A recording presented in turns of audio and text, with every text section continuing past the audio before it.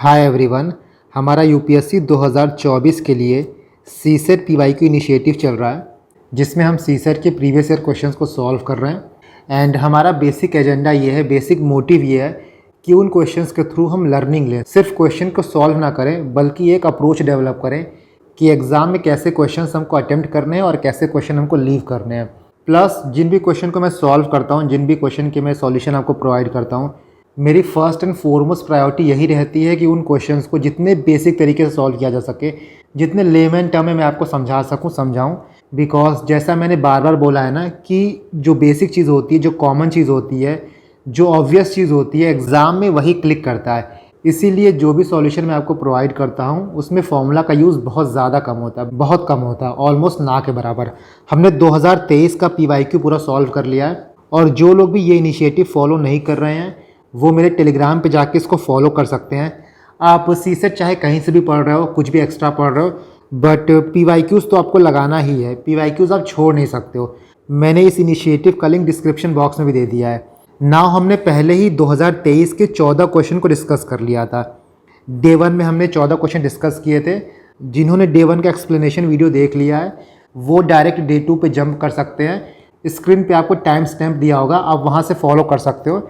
बाकी जिन्होंने अभी तक डे 1 का भी एक्सप्लेनेशन वीडियो नहीं देखा है, वो यहाँ से कंटिन्यू कर सकते हैं। तो सबसे पहला हम क्वेश्चन देखते हैं। यहाँ बोल रहा है कि Raj has 10 pair of red, 9 pair of white and 8 pair of black shoes. If you randomly pick shoes 1 by 1 without replacement from the box to get a red pair of shoes to wear, what is the maximum number of attempt he has to make. बहुत लोग यहाँ पे randomly pick, without replacement, maximum number of attempt देख के ये सोचेंगे कि ये प्रोबेबिलिटी का क्वेश्चन है या तो परमुटेशन कॉम्बिनेशन का क्वेश्चन है। बट नहीं, ये बहुत ही लॉजिकल एंड बिल्कुल पजल बेस्ड क्वेश्चन आप ये कह सकते हो। क्वेश्चन में ये कह रहा है कि राज के पास 10 पेयर ऑफ रेड शूज़ है, तो रेड शूज़ के 10 पेयर हो गए। यहाँ देखो पेयर्स बोला है, डेट मीन्स लेफ्ट और राइट दोनों की बात कर रहा है। इसके बाद 9 pair of white shoes and 8 pair of black shoes. अगर सारे जूतों को एक बॉक्स में रख दिया जाए और राज एक एक करके जूता निकाल रहा है, तो मैक्सिमम नंबर ऑफ अटेम्प्ट कितना लेगा राज एक रेड पेयर ऑफ शूज़ निकालने के लिए। इस क्वेश्चन में ना मैक्सिमम नंबर ऑफ अटेम्प्ट बोल रहा है। मिनिमम बोलता तो कितना होता, मिनिमम बोलता तो 2 होता। 2 कैसे होता, मान लो एक बॉक्स में रेड शूज़ रख दिया गया है, वाइट शूज़ रख दिया गया है और ब्लैक शूज़ रख दिया गया है। राज बहुत लकी है, पहली बार हाथ डाल के जूता निकाला तो लेफ्ट पैर का निकल गया, दूसरी बार निकाला तो राइट पैर का निकल गया, तो लेफ्ट और राइट दोनों मिल जाएगा। 2 वेज रहेगा अगर से मिनिमम पूछता। बट यहाँ पे पूछ रहा है मैक्सिमम, मतलब यहाँ पे वर्स्ट केस सिनेरियो पूछ रहा है कि मैक्स टू मैक्स कितना अटेम्प्ट उसको लगेगा। तो मान लो एक बॉक्स है, उसमें रेड शूज़ भी है, वाइट शूज़ भी है, ब्लैक शूज़ भी है। राज बहुत अनलकी है, पहला जूता निकाला, दूसरा निकाला, तीसरा निकाला, चौथा निकाला। ऐसे करते करते मान लो सारे वाइट शूज़ निकाल दिया, अभी उसको रेड नहीं मिला है। तो सारे वाइट शूज़ निकालने के दौरान कितना अटेम्प्ट लेगा वो, 9 × 2 18 ट्राई लेगा। इसके बाद फिर वो जूता निकालना स्टार्ट किया, फिर भी बहुत अनलकी है। अब इस बार वो सारे ब्लैक शूज़ निकाल रहा है, तो सारे ब्लैक शूज़ निकाल देगा तो कितना हो जाएगा, 8 × 2 = 16। मतलब 8 × 2 9 × 2 34 अटेम्प्ट ले चुका है। बट अभी भी उसका रेड शूज़ नहीं निकला है। अभी पूरे ब्लैक शूज़ निकल चुके हैं, पूरे वाइट शूज़ निकल चुके हैं। अब बॉक्स में क्या है, अब बॉक्स में सिर्फ 10 पेयर ऑफ रेड शूज़ है। अब वो जूता निकालना स्टार्ट करेगा तो अब रेड शूज़ निकलेगा। बट मान लो अभी भी राज बहुत अनलकी है, तो पहला जूता निकाला, लेफ्ट पैर का निकला, दूसरा निकाला, फिर लेफ्ट पैर का निकला, तीसरा निकाला, फिर लेफ्ट पैर का निकला। ऐसे करते करते 10 बार निकाल देगा। मान लो 10 बार वो सिर्फ एक पैर का जूता निकाल रहा है, 1 फुट का लेफ्ट वाला निकाल रहा है। फिर जब 11वीं बार निकालेगा तब राइट पैर का निकालेगा, क्योंकि अब तो सिर्फ राइट वाला ही उसके अंदर बचा हुआ है। तो टोटल अटेम्प्ट कितना लेगा वो, 8 × 2 ब्लैक शूज़ के लिए, 9 × 2 वाइट शूज़ के लिए। बाकी 10 जूते एक पैर का ही निकालेगा। इसके बाद जो लास्ट जूता निकालेगा वो दूसरे पैर का रहेगा। तो टोटल कितना अटेम्प्ट होगा, 16 + 18 + 10 + 1 = 45। इसका करेक्ट आंसर क्या होगा, 45। इसमें ना परमुटेशन लगेगा, ना कॉम्बिनेशन लगेगा, ना प्रोबेबिलिटी लगेगा। सिंपल लॉजिक बेस्ड क्वेश्चन है। नेक्स्ट हम देखते हैं। यहाँ पे बोल रहा है कि in how many ways a batsman can score exactly 25 runs by scoring single runs, 4 runs and 6 only. मतलब एक बैट्समैन कितने तरीके से 25 रन बना सकता है अगर वो सिंगल रन ले, चौका मारे और छक्का मारे। देखो ये क्वेश्चन ना है तो easy question, but lengthy question है। यहाँ पे आपको डिफरेंट कॉम्बिनेशन बनाने पड़ेंगे, 1 रन के, 4 रन के और 6 रन के, ताकि वो 25 रन बनाए। जो भी डिफरेंट वेज हो सकते हैं, मैंने सिंपली यहाँ पे उसको लिख दिया है। यहाँ पे आपको ये बड़ा लगेगा, बट जब आप एग्जाम में सॉल्व करोगे तो काफ़ी इजीली सॉल्व हो जाएगा, क्योंकि एक टाइम के बाद ना आपको पैटर्न देखने को मिल जाएगा। जैसे मान लो कि सबसे पहले क्या हो सकता है कि बैट्समैन एक भी छक्का नहीं मार रहा है, सारा रन मतलब सारा 25 रन जो है वो चौका मार के और 1 रन लेके बना रहा है। तो पहला कॉम्बिनेशन क्या हो सकता है, मान लो 6 चौका मारे और 1 रन ले, तब 25 हो जाएगा। इसके बाद आप चौके को एक एक कम करते जाओ, मान लो वो 5 चौका मारे तो कितना रन हो जाएगा, 20 रन। 25 होने के लिए और कितना चाहिए, 5 रन, तो 5 वो सिंगल ले। मान लो 4 चौका मारे 16 रन हो जाएगा, 25 के लिए 9 रन और मिल जाए उसको, 9 रन ले ले सिंगल रन।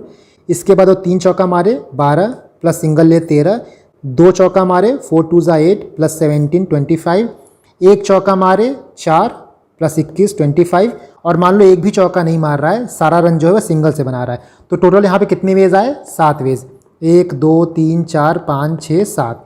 इसके बाद मान लो कि बैट्समैन एक छक्का मार रहा है तो 6 रन यहाँ से मिल गए, 4 चौका मारा 16 यहाँ से मिल गए, बाकी जो बचा हुआ रन है वो सिंगल ले।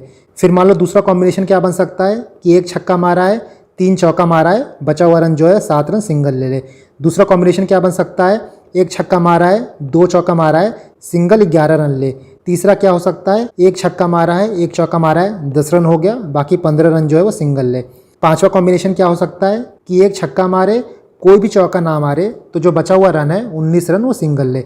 यहाँ पे कितना वेज मिल रहा है, 1 2 3 4 5, 5 तरीका यहाँ मिल रहा है। अब इसके बाद आप छक्के को बढ़ाते जाओ और चौके को कम करते जाओ। 2 छक्का मारे, फिर यहाँ पे 3 चौका हो जाएगा, 1 रन हो जाएगा।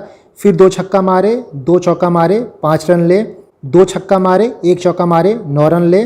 2 छक्का मारे, एक भी चौका ना मारे, 13 रन ले। यहाँ कितना वेज आ रहा है, 1 2 3 4, 4 वेज यहाँ पे आ रहा है। इसके बाद मान लो 3 छक्का मार रहा है तो हुआ 18 रन, एक चौका मारे 22 रन हो गया, बचा हुआ कितना रन है, 3 रन, तो 3 रन सिंगल ले। 3 छक्का मारे, एक भी चौका ना मारे, बचा कितना रन, 7 रन, तो 7 सिंगल ले। यहाँ कितना वेज आ रहा है, 2 वेज। इसके बाद मान लो कि बैट्समैन 4 छक्का मार दे, 24 रन बना लिया छक्के से, बचा कितना रन, 1 रन, तो 1 सिंगल ले ले। यहाँ पे 1 वेज आ रहा है। तो जोड़ो इसको, 7 + 5 + 4 + 2 + 1, तो टोटल 19 तरीका है जिससे बैट्समैन 25 रन बना सकता है फ्रॉम 1 4 और 6। इसी टाइप का क्वेश्चन 2019 में आया था। यहाँ देखो 2019 में क्वेश्चन पूछा था, आपको 107 रुपये बनाना है यूजिंग ₹1, ₹10 एंड ₹50। कितने डिफरेंट वेज होंगे जिससे आप 107 रुपये बना पाओगे। तो इन दोनों का जो बेसिक कॉन्सेप्ट है ना वो सेम है। नेक्स्ट क्वेश्चन हम देखते हैं। There are 4 letters and 4 envelopes and exactly 1 letter is to be put in exactly 1 envelope. If the letters are randomly inserted into envelopes, then consider the following statement. पहला बोल रहा है it is possible that exactly 1 letter goes into incorrect envelope. दूसरा बोल रहा है there are only 6 ways in which only 2 letters can go into the correct envelope. यहाँ जो पहला स्टेटमेंट है उसको काफ़ी इजीली आप इनकरेक्ट साबित कर सकते हो। इसमें बोल रहा है it is possible exactly 1 letter goes into incorrect envelope. तो ऐसा कैसे हो सकता है, मान लो 4 एनवलप है, ये आपका 4 एनवलप हो गया। अगर हम इस वाले एनवलप में गलत लेटर डालेंगे तो जो इसका लेटर रहेगा वो भी तो किसी दूसरे में जाएगा ना। तो मतलब अगर एक एनवलप गलत होगा तो दूसरा भी गलत होगा, क्योंकि ये लेटर जो है एक्सचेंज हो जाएगा, इसका इसमें चला गया, इसका इसमें चला गया। सिर्फ एक गलत नहीं होगा, एक गलत होगा तो उसके साथ दूसरा भी गलत होगा, इसीलिए एग्जैक्टली 1 जो लिखा है ना वो गलत है। पहला स्टेटमेंट आपका गलत हो गया। सेकेंड बोल रहा है there are only 6 ways in which 2 letter can go into correct envelope. एक तो इसका सिंपल तरीका है कि आपको 2 करेक्ट लेटर चूज़ करना है, करेक्ट एनवलप में डालना है आउट ऑफ 4, तो फॉर्मूला हो जाएगा 4C2। इसको सॉल्व करोगे तो 6 आ जाएगा। एक इसका दूसरा भी तरीका है जो थोड़ा लेंदी है, उसको भी मैं आपको समझाता हूँ। 4 लेटर दिया है, L1 L2 L3 और L4, 4 एनवलप दिया है, E1 E2 E3 और E4। मान लो लेटर 1 का सही एनवलप क्या है, E1, लेटर 2 का क्या है, E2। क्वेश्चन में ये बोल रहा था कि there are 6 ways in which only 2 letters can go into correct envelope. तो मान लो L1 L2 सही एनवलप पे चला गया, L3 जो है वो E4 में चला गया, L4 जो है वो E3 में चला गया। तो आपका पहला पेयर क्या बनेगा, L1 जो है वो E1 के साथ जाएगा, इसके बाद L2 जो है वो E2 के साथ जाएगा। ये आपका एक तरीका हो गया। इसके बाद मान लो L3 और L4 सही में जा रहा है, L1 E2 में चला गया, L2 E1 में चला गया, तो दूसरा आपका क्या बना, L3 E3 L4 और E4। ये 2 तरीका हो गया। इसके बाद मान लो कि L2 सही में जा रहा है E2 में, L3 E3 में जा रहा है, बट L1 जो है वो E4 में चला गया, L4 जो है E1 में चला गया, तो क्या बन जाएगा, L2 E2 L3 E3। ये आपका एक तरीका बन गया। इसके बाद आप ये मान लो कि L1 E1 में जा रहा है, L4 E4 में जा रहा है, ये दोनों जो हैं गलत में जा रहे हैं, तो हो जाएगा आपका L1 E1 L4 E4। इसके बाद आप ये मान लो कि L2 सही में जा रहा है, L4 सही में जा रहा है, बाकी ये दोनों जो है स्वैप हो जा रहा है। तो आपका क्या बन जाएगा, L2E2 L4 E4, ये आपका एक तरीका बन गया। इसके बाद मान लो कि L1 E1 में जा रहा है, L3 E3 में जा रहा है, ये दोनों जो है स्वैप हो जा रहे हैं। तो आपका क्या बन गया, L1 E1 और ये हो गया L3 E3। तो कितना सही तरीका हुआ, 1 2 3 4 5 6, तो टोटल 6 वेज हैं जिसके थ्रू 2 लेटर करेक्ट एनवेलप पे जाएगा। ये आपको मैंने एक्सप्लेन किया है, सिंप्लीफाई किया है, डायरेक्टली आप फॉर्मूला भी यूज़ कर सकते हो 4C2 का। तो आई होप ये समझ में आ गया होगा, मैंने लेमन तरीके से भी आपको समझा दिया है और फॉर्मूला बेस्ड भी। इसके बाद ये क्वेश्चन तो काफ़ी ईजी है, रिमाइंडर पूछा है, ऐसे आप लिख लो 100 को 25 × 4 भी कर सकते हो, 96 4 से कट जाएगा, बाकी जो 25 है उसको 5 × 5 भी लिख सकते हो, ये 5 से कटेगा, ये 5 से कटेगा, रिमाइंडर आपका 0 हो जाएगा। बहुत इजी क्वेश्चन है और ऐसा क्वेश्चन एग्जाम में पहले भी आ चुका है। यू कैन सी 2020 में क्वेश्चन पूछा गया था।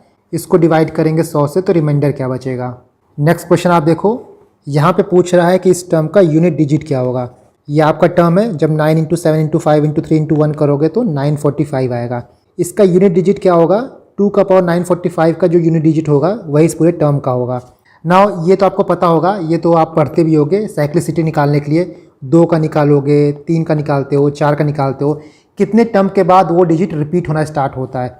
जैसे 2 का पावर 1 करोगे तो 2 आएगा, 2 का पावर 2 करोगे तो 4, 2 का पावर 3 8, 2 का पावर 4 16, 2 का पावर 5 32, 2 का पावर 6 64, 2 का पावर 7 128। तो यहाँ देखो 2 का पावर 4 के बाद ना यूनिट डिजिट रिपीट हो रहा है, फिर 2 आ रहा है, फिर 4 आ रहा है, फिर 8 आ रहा है, फिर 6 आ रहा है। तो जो 2 की साइक्लिसिटी है ना वो 4 हुई, 4 के बाद डिजिट रिपीट होना स्टार्ट होता है।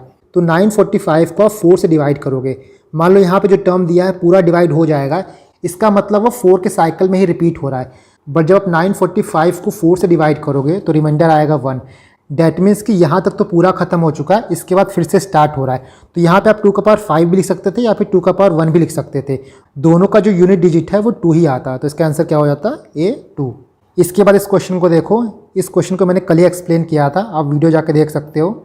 यहाँ पे बोल रहा है D is a 3 digit number such that the ratio of number to the sum of digit is least. What is the difference between the digit at 100 place and the digit at unit place of D। तो D जो number है 3 digit का, उसके 100 place का digit minus unit place का digit क्या होगा। यहाँ पे आप एक चीज़ याद रखना कि आपको डिजिट फॉर्म करने आना चाहिए। जैसे जो 3 डिजिट का नंबर है वो किस टाइप का दिखेगा, तो वो 100A + 10B + C दिखेगा। 2 डिजिट का कैसा दिखेगा, तो 10A + B दिखेगा। ये मैं आपको क्यों बता रहा हूँ, ये इंपॉर्टेंट, आप इसको नोट डाउन कर लेना, क्योंकि एग्जाम में कई बार आता है ऐसा क्वेश्चन कि डिजिट को रिप्लेस कर दिया गया, डिजिट को आगे पीछे कर दिया गया, तो आपको ये फॉर्म पता होना चाहिए ना। यहाँ पे हम ये मान लेते हैं कि D जो है वो 3 डिजिट नंबर है ABC, तो इसका फॉर्म कैसा होगा, 100A + 10B + C। यहाँ पे बोल रहा है रेशो ऑफ नंबर, तो नंबर का रेशो प्लस जो उसके डिजिट के सम का रेशो है वो लीस्ट होगा। तो नंबर क्या है, 100A + 10B + C, और डिजिट क्या है, A + B + C। जब ये इक्वेशन लिस्ट होगा तो A - C क्या होगा। ये इक्वेशन लिस्ट कब हो सकता है, कोई भी फ्रैक्शन का फॉर्म लिस्ट तभी होता है जब उसका डिनोमिनेटर हाईएस्ट हो और न्यूमरेटर लोएस्ट हो। इस नंबर को आप लिस्ट कब कर सकते हो, मान लो C की हम वैल्यू सबसे ज़्यादा ले लेते हैं, क्या हो जाएगा 9, B की भी मैक्सिमम वैल्यू ले लेते हैं 9, और जो A है उसको 0 तो ले नहीं सकते, क्योंकि 0 ले लेंगे तो ये 2 डिजिट नंबर बन जाएगा। तो A को हम लोग ले लेते हैं 1, तो ऊपर वाला क्या हो जाएगा 100 + 90 + 9, नीचे क्या हो जाएगा 1 + 9 + 9। तो ये जो है वो लीस्ट होगा। इसका मतलब A और B की वैल्यू क्या हुई, A = 1, C = 9। यहाँ पे 9 - 1 करोगे तो यहाँ पे 8 आ जाएगा। देखो यहाँ पे मुझसे किसी ने डाउट पूछा था कि क्वेश्चन पूछ रहा है कि difference between digit at 100 place and digit at unit place. तो यहाँ पे 100 प्लेस पे देखोगे तो 1 आ रहा है और यूनिट प्लेस में 9 आ रहा है। सो लॉजिकली 1 - 9 होना चाहिए, बट -8 जो है वो ऑप्शन में दिया नहीं है, तो सही आंसर आपका क्या हो जाएगा, 8 हो जाएगा। इसके बाद देखो ये भी काफ़ी ईजी क्वेश्चन था, आपको बस ये पता होना चाहिए कि इवन ± इवन क्या होता है, इवन ± ऑड क्या होता है, ऑड। और कोई भी नंबर को अगर हम 2 से मल्टीप्लाई करेंगे तो वो नंबर क्या बन जाएगा, इवन बन जाएगा। यहाँ पे बोल रहा है कि P Q R S T जो है 5 पॉजिटिव इंटीजर हैं, इसमें से 3 जो है वो इवन है, 2 जो है वो ऑड है। तो पहला इक्वेशन बोल रहा है कि डेफिनेटली इवन होगा। यहाँ पे पहले हम दूसरा देख लेते हैं क्योंकि दूसरा काफ़ी ईजी है। यहाँ बोल रहा है 2P + Q + 2R - 2S + T is definitely odd. 2P करने का मतलब क्या हुआ कि ये इवन हो जाएगा, 2r मतलब कि ये इवन हो जाएगा, 2s मतलब कि ये इवन हो जाएगा। मतलब यहाँ पे 2p 2r 2s तो इवन है, 3 इवन हमको चाहिए था, ये तीनों इवन मिल गया। इसका मतलब q और t जो है वो ऑड है। इसको हम ऐसे लिख सकते हैं कि 2 + 2r - 2s q + t जो ऑड है, और ऑड का सम क्या होता है, इवन होता है। तो मतलब ये भी इवन है, ये भी इवन है, तो इवन प्लस इवन क्या हो जाएगा, इवन हो जाएगा। बट यहाँ पे ऑड बोला है तो 2 गलत हो जाएगा। इसके बाद हम पहला देखते हैं। पहले में आपको 2-3 केस बनाना पड़ेगा। इस चीज़ को हम लोग ऐसे लिख सकते हैं p + q + r माइनस बाहर लोगों तो अंदर क्या हो जाएगा, s + t। ना यहाँ बोला है ना कि 3 इवन होना चाहिए और 2 ऑड होना चाहिए। सबसे पहले हम ये मानते हैं कि s एंड t जो है वो दोनों इवन है, तो क्या हो जाएगा, इवन प्लस इवन क्या हो जाएगा, इवन हो जाएगा। टोटल आपके पास 3 इवन है, 2 इवन तो ये हो गया। इसका मतलब ये है कि पी क्यू आर में से कोई एक इवन होगा, एक इवन होगा और 2 ऑड होगा। 2 ऑड का सम क्या होता है, इवन होता है। इवन प्लस इवन क्या होता है, इवन होता है। तो ये भी इवन हो जाएगा, ये भी इवन हो जाएगा। इवन माइनस इवन क्या होगा, इवन होगा। तो पहला केस में क्या आएगा, इवन आएगा।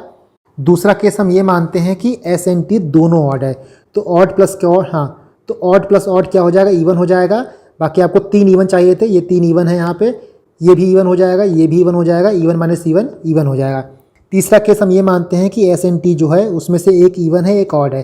तो इवन प्लस ऑड का सम क्या होता है, ऑड होता है। यहाँ पे आपको एक इवन मिला, एक ऑड मिला, मतलब यहाँ पे 2 इवन होगा और एक ऑड होगा।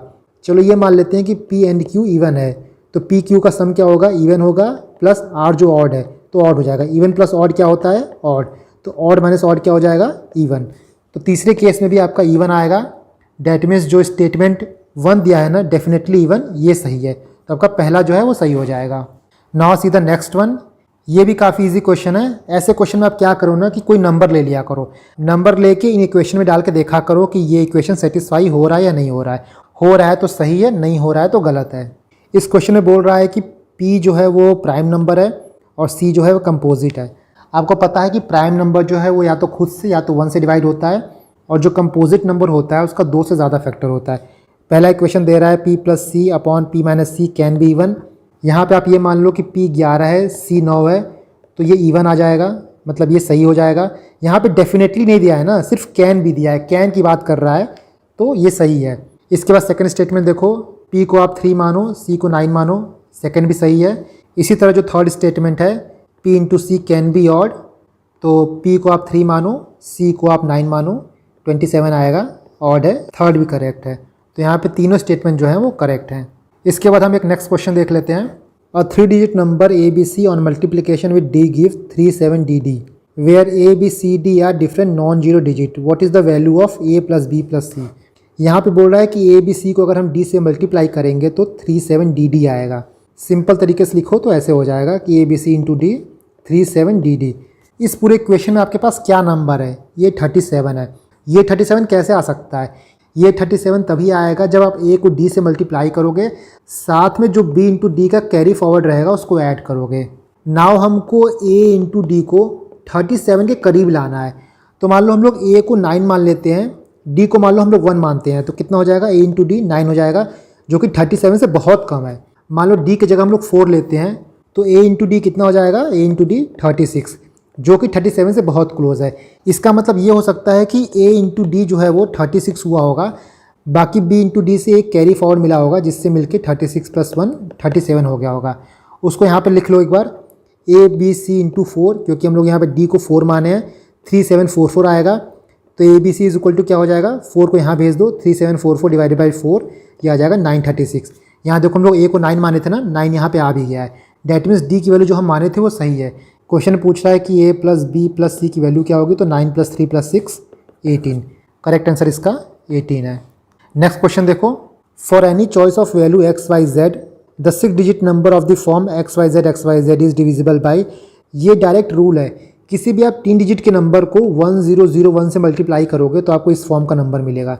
इस टाइप का क्वेश्चन 2015 में पूछा जा चुका है, यू कैन सी। ऐसा ही क्वेश्चन पूछा था, ABC ये DED की वैल्यू क्या होती है, तो ये 1001 होता। वही यहाँ पूछ रहा है कि ये नंबर किससे डिविजिबल रहेगा। जब ये नंबर 1001 का फैक्टर है और 1001 जो है वो 7, 11, 13 से डिविजिबल है, तो ये नंबर भी 7, 11, 13 से डिविजिबल होगा। इसका करेक्ट आंसर होगा 7, 11, 13। नेक्स्ट क्वेश्चन देखो, ये क्यूब का क्वेश्चन है और ये क्वेश्चन मैंने स्पेसिफिकली कराया था आपको अपने वीडियो में। काफ़ी डिटेल वे में cutting of cube, colouring of cube कराया था। मैं उस वीडियो का लिंक डिस्क्रिप्शन बॉक्स में दे दूंगा, आप उसको देख लेना। इसके बाद यहाँ देखो पूछ रहा है कि how many distinct A digit number can be found by rearranging the digit of 1 1 2 2 3 3 4 4 such that odd digit occupy odd position and even digit occupy even position. तो ये आपका 8 डिजिट नंबर है। यहाँ पे इवन प्लेसेस कौन कौन से हैं, ये इवन हो गया, ये इवन, ये इवन, ये इवन। और ऑड प्लेसेस क्या हो गया, ये ऑड हो गया, ये ऑड हो गया, ये ऑड हो गया, ये ऑड हो गया। तो ऑड प्लेसेस को कितने टाइप से अरेंज किया जा सकता है, 4 ऑड प्लेसेस हैं, मतलब 4 फैक्टोरियल हो जाएगा। इसके बाद देखो कुछ ऑड नंबर्स रिपीट हो रहे हैं, ये 1 जो है रिपीट हो रहा है 2 बार, 3 जो है 2 बार रिपीट हो रहा है, तो 4 factorial upon 2 factorial into 2 factorial.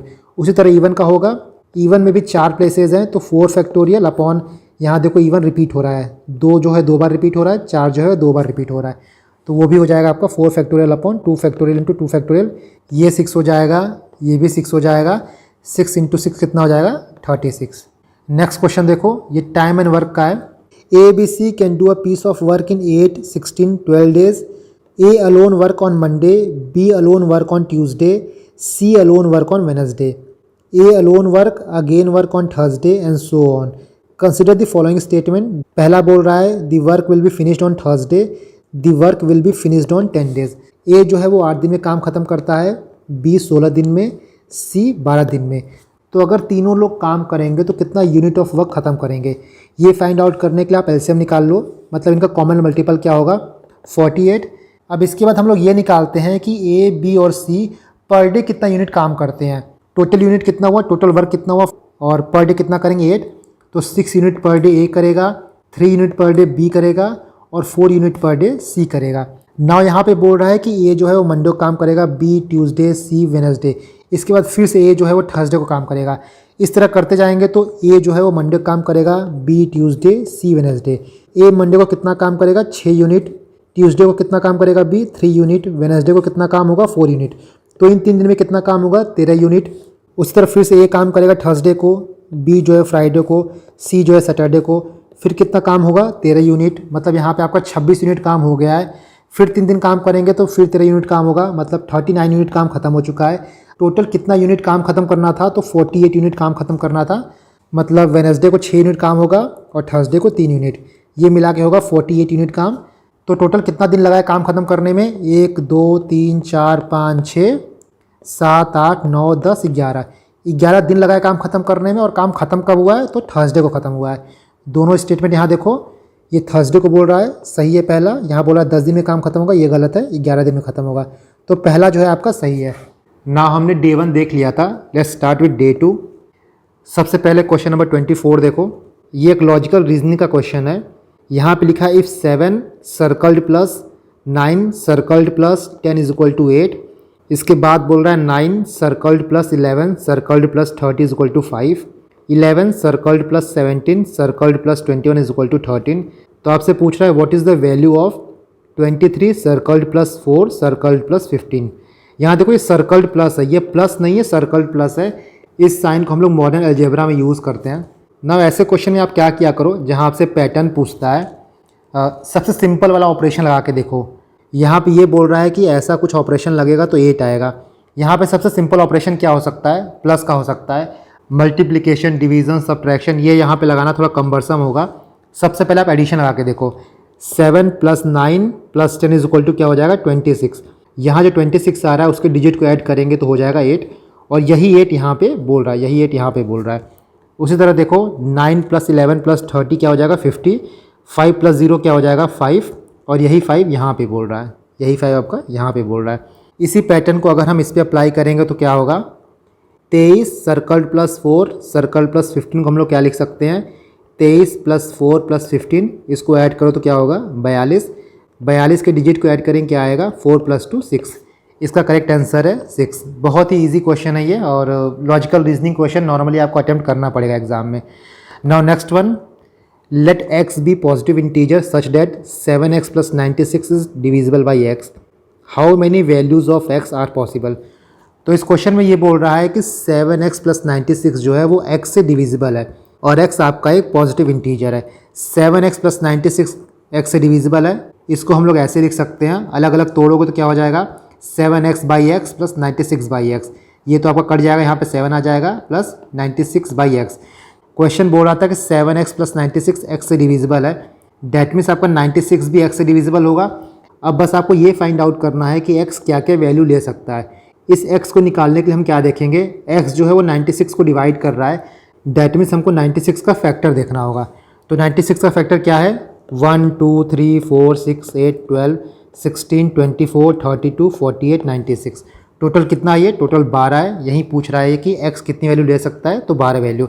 ये थोड़ा ना बड़ा मेथड हो जाएगा, कम्बरसम हो जाएगा। थोड़ा इजी मेथड देखो, आपको 96 का फैक्टर निकालना है। यहाँ पे ये तो पूछ नहीं रहा कि कौन कौन से नंबर्स हैं, डायरेक्टली आपको नंबर ऑफ फैक्टर्स चाहिए। तो 96 का फैक्टर निकालने के लिए जो आप सिंपली एलसीएम निकालते हो वो निकाल लो। 2 जा जाएगा 48, फिर 2 जा जाएगा 24, फिर 2 जा जाएगा 12, फिर 2 जा जाएगा 6, फिर 2 जा जाएगा 3, फिर 3 1 जा 3। तो 96 का फैक्टर क्या आ गया, 2:5 इंटू 3:1।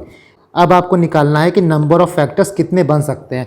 इसके लिए ये फॉर्मूला आप याद रखना, इसीलिए स्पेशली मैंने यहाँ पे शॉर्टकट मेथड आपको बताया है। जब भी आप फैक्टर निकाल लो ना, नंबर ऑफ फैक्टर्स की बात करें तो क्या करो कि जो पावर है ना +1 करके दूसरा पावर +1 करके मल्टीप्लाई कर दो। मतलब यहाँ 5 था तो 5 + 1 हो जाएगा, यहाँ 1 था 1 + 1 6 इंटू 2 12 आपका आंसर हो गया। इसी तरह आप याद कर सकते हो कि मान लो P का पावर A है इंटू Q का पावर B इंटू R का पावर C, तो नंबर ऑफ फैक्टर्स क्या हो जाएगा, A + 1 into B + 1 into C + 1। ये फॉर्मूला आप याद रखना, रिमेंबर द फॉर्मूला। नेक्स्ट हम देखते हैं, if P, Q, R and S are distinct single digit positive numbers, then what is the greatest value of P + Q into R + S। यहाँ बोल रहा है कि P, Q, R, S क्या है, डिस्टिंक्ट है, अलग अलग है, सिंगल डिजिट पॉजिटिव नंबर है। मतलब P, Q, R, S की वैल्यू क्या हो सकती है, 1 से लेके 9 तक, 1 2 3 4 अप टू 9, ये value P, Q, R, S ले सकता है। इसके बाद क्वेश्चन पूछ रहा है कि P + Q into R + S का ग्रेटेस्ट वैल्यू क्या होगा। तो देखो ग्रेटेस्ट वैल्यू पूछ रहा है तो सबसे बड़ा नंबर आप लेके चलो, मतलब 6 7 8 9, पहले यही लेके चलो, क्योंकि बड़ा पूछ रहा है। छोटा पूछता तो हम लोग 1 2 3 4 लेते, यहाँ बड़ा पूछ रहा है। तो सबसे पहले हम मानते हैं कि P की वैल्यू 6 ले लो, Q की 7 ले लो, R की 8 ले लो और S की 9 ले लो। इसको हम लोग इक्वेशन रखते हैं, ये P + Q था और R + S, तो यहाँ पे 6 + 7 इंटू 8 + 9 हो जाएगा। इसको सॉल्व करोगे तो 221 आएगा। अब थोड़ा वैल्यू एक्सचेंज करो। यहाँ पे देखो एक्सचेंज करने का कोई फ़ायदा नहीं है कि आप P को 7 मान लो और Q को 6 मान लो, क्योंकि प्लस ही करना है तो सेम ही रहेगा। तो वैल्यू इस पे एक्सचेंज करो। हम P को 7 मान लेते हैं, Q को 8 मान लेते हैं, R को 9 मान लेते हैं और S को 6 मान लेते हैं। तो कितना आएगा, 7 + 8 9 + 6 225 आएगा। अब 9 को इधर लाओ और 8 को इधर लाओ, तो P को 9 मानते हैं, Q को 7, R को 8 और S को 6। इसको सॉल्व करोगे तो 224 आएगा। बट हमसे ग्रेटेस्ट पूछ रहा है तो ये जो है वो ग्रेटेस्ट वैल्यू दे रहा है 225 का, तो आपका सही आंसर हो जाएगा 225। बी जो है आपका सही आंसर है। Next one, a number n is formed by writing 9 for 99 times. यहाँ पे ये बोल रहा है कि हम एक नंबर n बनाते हैं जो कि ऐसा नंबर है जहाँ पे 9 को 99 बार लिखा गया है। अगर हम n को 13 से डिवाइड करते हैं तो रिमाइंडर क्या आएगा। देखो इस क्वेश्चन में आप 9 को 99 टाइम्स लिख तो नहीं सकते हो, तो आपको यहाँ पे एक पैटर्न बनाना पड़ेगा। मान लो हम लोग 9 को 13 से डिवाइड करते हैं तो रिमाइंडर कितना आएगा, 9 आएगा। अब हम 2 9 लेते हैं, 99 को 13 से डिवाइड करते हैं तो रिमाइंडर कितना आएगा, 8 आएगा। अब 3 लेते हैं और 13 से डिवाइड करते हैं तो 11 आएगा रिमाइंडर। इसी तरह 4 लेते हैं और 13 से डिवाइड करते हैं तो रिमाइंडर 2 आएगा। 5 लेंगे 13 से डिवाइड करेंगे तो रिमाइंडर 3 आएगा। 6 लेंगे 13 से डिवाइड करेंगे तो रिमाइंडर कितना आएगा, 0। मतलब 9 9 9 9 9 9 को हम लोग अगर 13 से डिवाइड करते हैं तो रिमाइंडर आएगा 0। इसका मतलब ये है कि 9 6 बार लिखा रहेगा तो रिमाइंडर 0 आएगा 13 से डिवाइड करने पे। उसी तरह 9 जो है वो 12 बार लिखा रहेगा तब भी रिमाइंडर 0 आएगा। 18 बार लिखा रहेगा तब भी रिमाइंडर 0 आएगा। 24 बार लिखा रहेगा तब भी रिमाइंडर 0 आएगा। मतलब 6 6 का मल्टीपल होते जाएगा तो लास्ट कितना जाएगा, 9 जो है 96 टाइम लिखा रहेगा, 9 9 9 अप टू 96 टाइम्स, तब रिमाइंडर कितना आएगा आपका, 0। इसके बाद लास्ट में कितना 9 बचा, 3 9 बचा। 99 टाइम्स लेना था, 96 टाइम का रिमाइंडर जो है 0 आएगा। लास्ट में 3 9 बचा और जब हम 3 9 को 13 से डिवाइड करते हैं तो कितना रिमाइंडर आता है, 11। इसका करेक्ट आंसर है ए 11। ये एक मेथड हो गया। एक तरीका आप और देखो, आपने ऐसा क्वेश्चन पहले किया था, आपको शायद याद होगा, हमने एक टाइप का क्वेश्चन किया था कि एक्स वाई जेड टाइप का नंबर कब मिलेगा, जब हम XYZ को मल्टीप्लाई करेंगे 1001 से तब हमको मिलेगा XYZ इस टाइप का नंबर मिलेगा। उसी फॉर्म को यहाँ पे अप्लाई करके देखो, मान लो ये ABC की जगह 999 है, तो 999 को हम लोग 1001 से मल्टीप्लाई करेंगे तब क्या आएगा 999999। और जो आपका ये नंबर रहता है वो 7 से 11 से 13 से डिविजिबल रहता है, क्योंकि 7 11 13 जो है वो 1001 का फैक्टर है। इसका मतलब ये हुआ कि 999999 भी 7 से 11 से 13 से डिविजिबल है, मतलब 6 बार जो 9 आ रहा है वो 13 से डिविजिबल है। बाकी जो मेथड आपने यहाँ पे लगाया है कि 6 बार आ रहा है, 12 बार आ रहा है, 18 आ रहा है, अप टू 96 टाइम्स आ रहा है, वो 13 से डिविजिबल है। लास्ट में 399 बचा, उसका रिमाइंडर क्या होगा 11 होगा।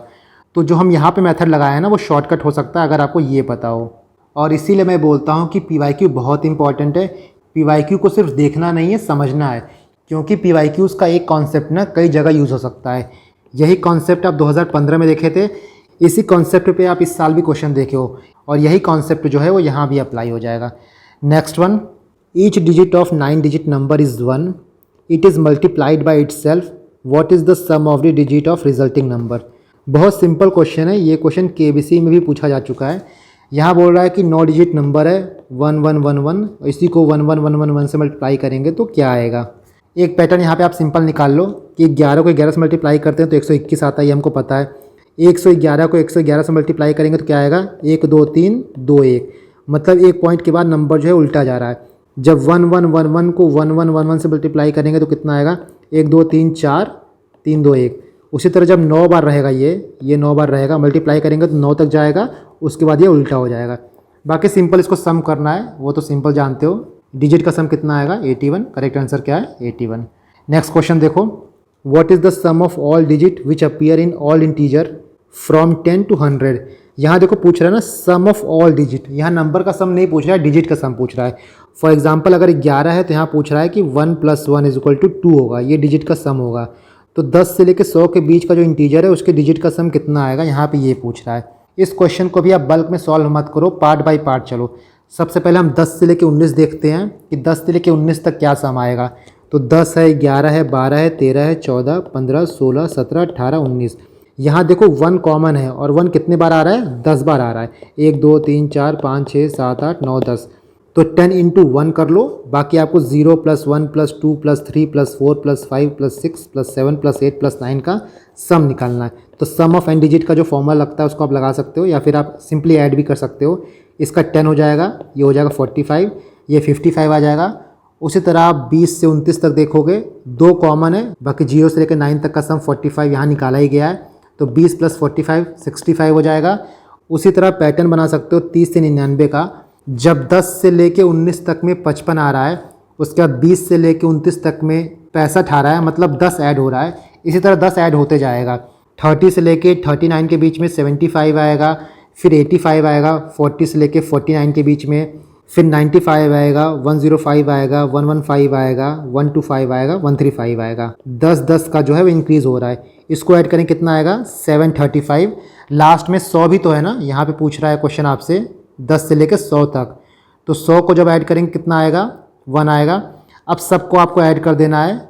55 आपका हो गया 10 से 19 का, 65 आपका हो गया 20 से 29 का, उसके बाद 735 30 से 99 का, लास्ट में 1 जो है वो 100 का हो गया।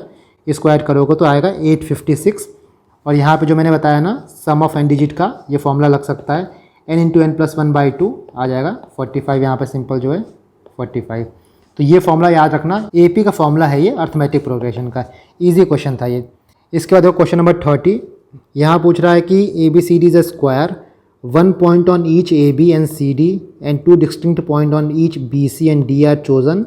How many distinct triangle can be drawn using any 3 point as a vertices out of this 6 point? AB के बीच में 1 पॉइंट चूज़ किया जा रहा है, CD के बीच में 1 पॉइंट चूज़ किया जा रहा है, AD के बीच में 2 पॉइंट चूज़ किया जा रहा है और BC के बीच में 2 पॉइंट। अब इन पॉइंट्स को जोड़ के कितने ट्रायंगल बनेंगे। आप यहाँ पे फिजिकली जोड़ के ट्रायंगल बनाने की कोशिश करोगे तो बहुत कम्बरसम, बहुत ही लेंदी हो जाएगा। इसका सिंपल फार्मूला है, परमुटेशन कॉम्बिनेशन में आप इसका सिंपल फार्मूला पढ़ोगे कि total number of triangle form is equal to NC3 होता है, जहाँ पे n जो होता है नंबर ऑफ पॉइंट होता है। यहाँ पे n कितना दिया है 6 दिया है, तो 6C3 हो जाएगा। 6 factorial upon 3 factorial into 3 factorial, answer आ जाएगा 20। मुझसे किसी ने डाउट पूछा था कि फैक्टोरियल को तोड़ते कैसे हैं। तो देखो मान लो यहाँ पे 3 फैक्टोरियल है, इसका मतलब ये हो जाएगा कि 3 इंटू 2 इंटू 1, एक कम करके मल्टीप्लाई करते जाओगे। जैसे यहाँ पे 6 फैक्टोरियल है तो हो जाएगा 6 into 5 into 4 into 3 into 2 into 1। और यहाँ देखो 6C3 है, इसको ऐसे कैसे लिखा गया है, तो जब 6C3 होता है तो इसको लिख सकते हैं 6 फैक्टोरियल अपॉन, इसको माइनस कर लो, 6 माइनस 3 का फैक्टोरियल अपॉन जो ये लिखा है वो लिख दो 3 फैक्टोरियल। तो ये हो जाएगा 6 factorial upon 3 factorial into 3 factorial.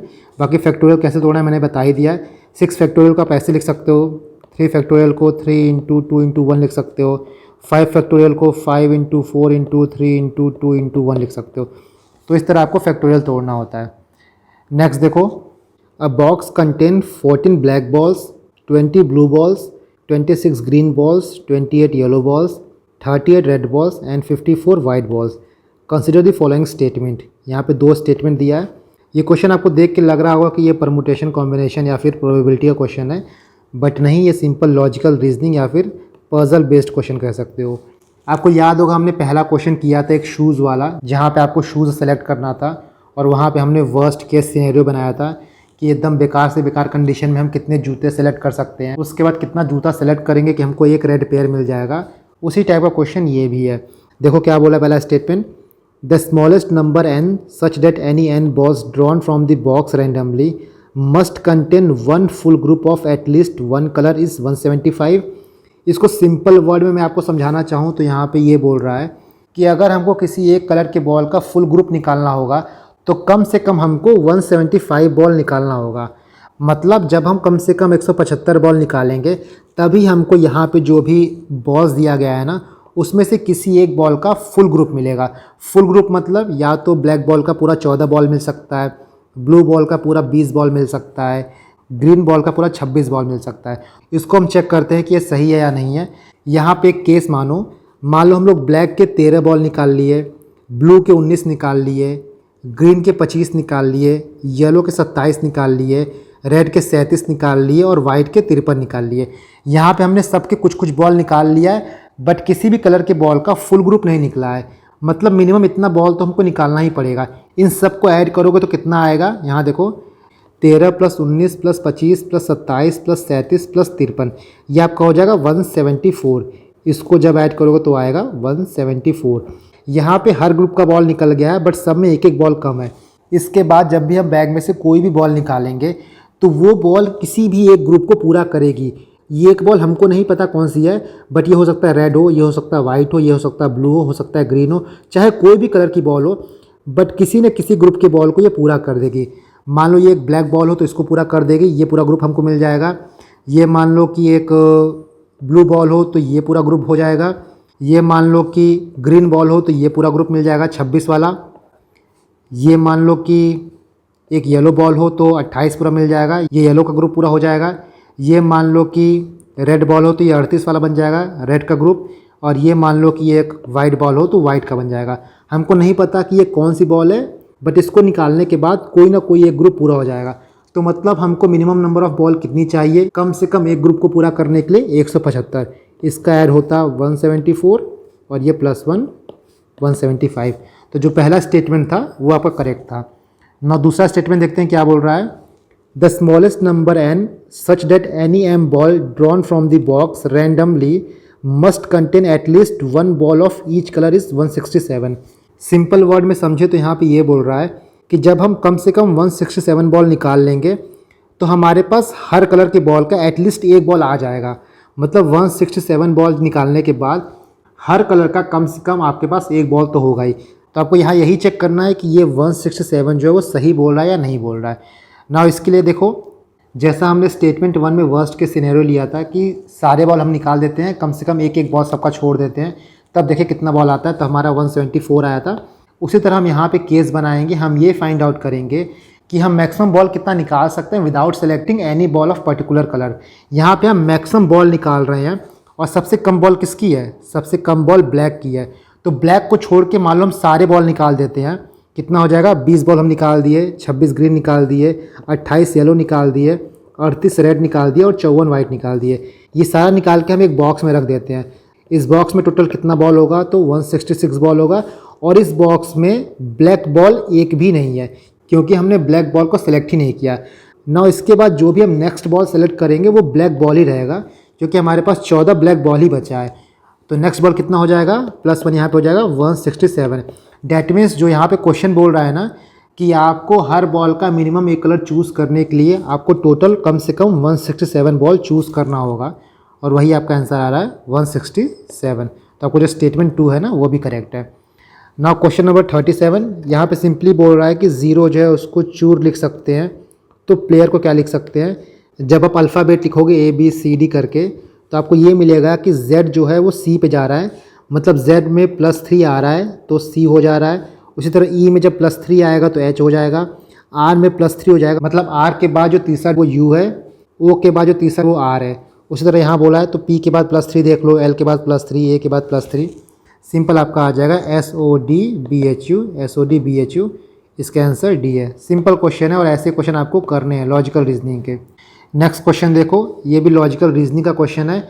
अलग अलग यहाँ पे केस दिए हैं, ये सारे केस आपको यूज़ करके ये बताना है कि how many statement given above are required to determine the oldest person. मतलब क्वेश्चन ये पूछ रहा है कि इन पांचों स्टेटमेंट में हम कितना स्टेटमेंट यूज़ करके ये बता सकते हैं कि ओल्डेस्ट पर्सन कौन है। तो पहला स्टेटमेंट क्या बोल रहा है कि A B से जो है ओल्डर है तो ग्रेटर देन साइन लगाओ। दूसरा बोल रहा है कि C और D का एज जो है सेम है तो C = D हो जाएगा। तीसरा बोल रहा है कि E यंगेस्ट है। चौथा बोल रहा है कि F जो है वो D से छोटा है, F जो है वो D से छोटा है। और पांचवा बोल रहा है कि F जो है वो A से बड़ा है। ना 1 2 3 4 को यूज़ करके बनाओ। सबसे पहले आपको पता है कि C = D, ये हो जाएगा। इसका D is greater then F, D F से बड़ा है तो D F से बड़ा हो जाएगा। इसके बाद F A से बड़ा है तो F A से बड़ा हो जाएगा। इसके बाद A B से बड़ा है तो A B से बड़ा हो जाएगा। और आपको ये भी पता है कि E जो है वो यंगेस्ट है, E सबसे छोटा है, C और D जो है वो ओल्डेस्ट हो जाएंगे। यहाँ पे आपका E आ जाएगा तो C और D जो है वो सबसे बड़े हो जाएंगे। डैट मीन्स ये बताने के लिए कि कौन ओल्डेस्ट है हमको पाँचों स्टेटमेंट को यूज़ करना पड़ेगा। D सही है, हमको पाँचों स्टेटमेंट चाहिए। ये देखो डेटा सफिशिएंसी वाला क्वेश्चन है। यहाँ पे क्वेश्चन दिया है, उसके बाद यहाँ पे 4 स्टेटमेंट दिया है। इसके बाद ऑप्शन ये देता है कि इस क्वेश्चन को सॉल्व करने के लिए हमको कितने स्टेटमेंट यूज़ करने होंगे। स्टेटमेंट 1 2 3 यूज़ करके हो जाएगा, स्टेटमेंट 1 3 4 यूज़ करके हो जाएगा, या फिर चारों स्टेटमेंट यूज़ करना है, या फिर चारों यूज़ करके भी हम आंसर नहीं दे सकते हैं। आपको ये देखना है।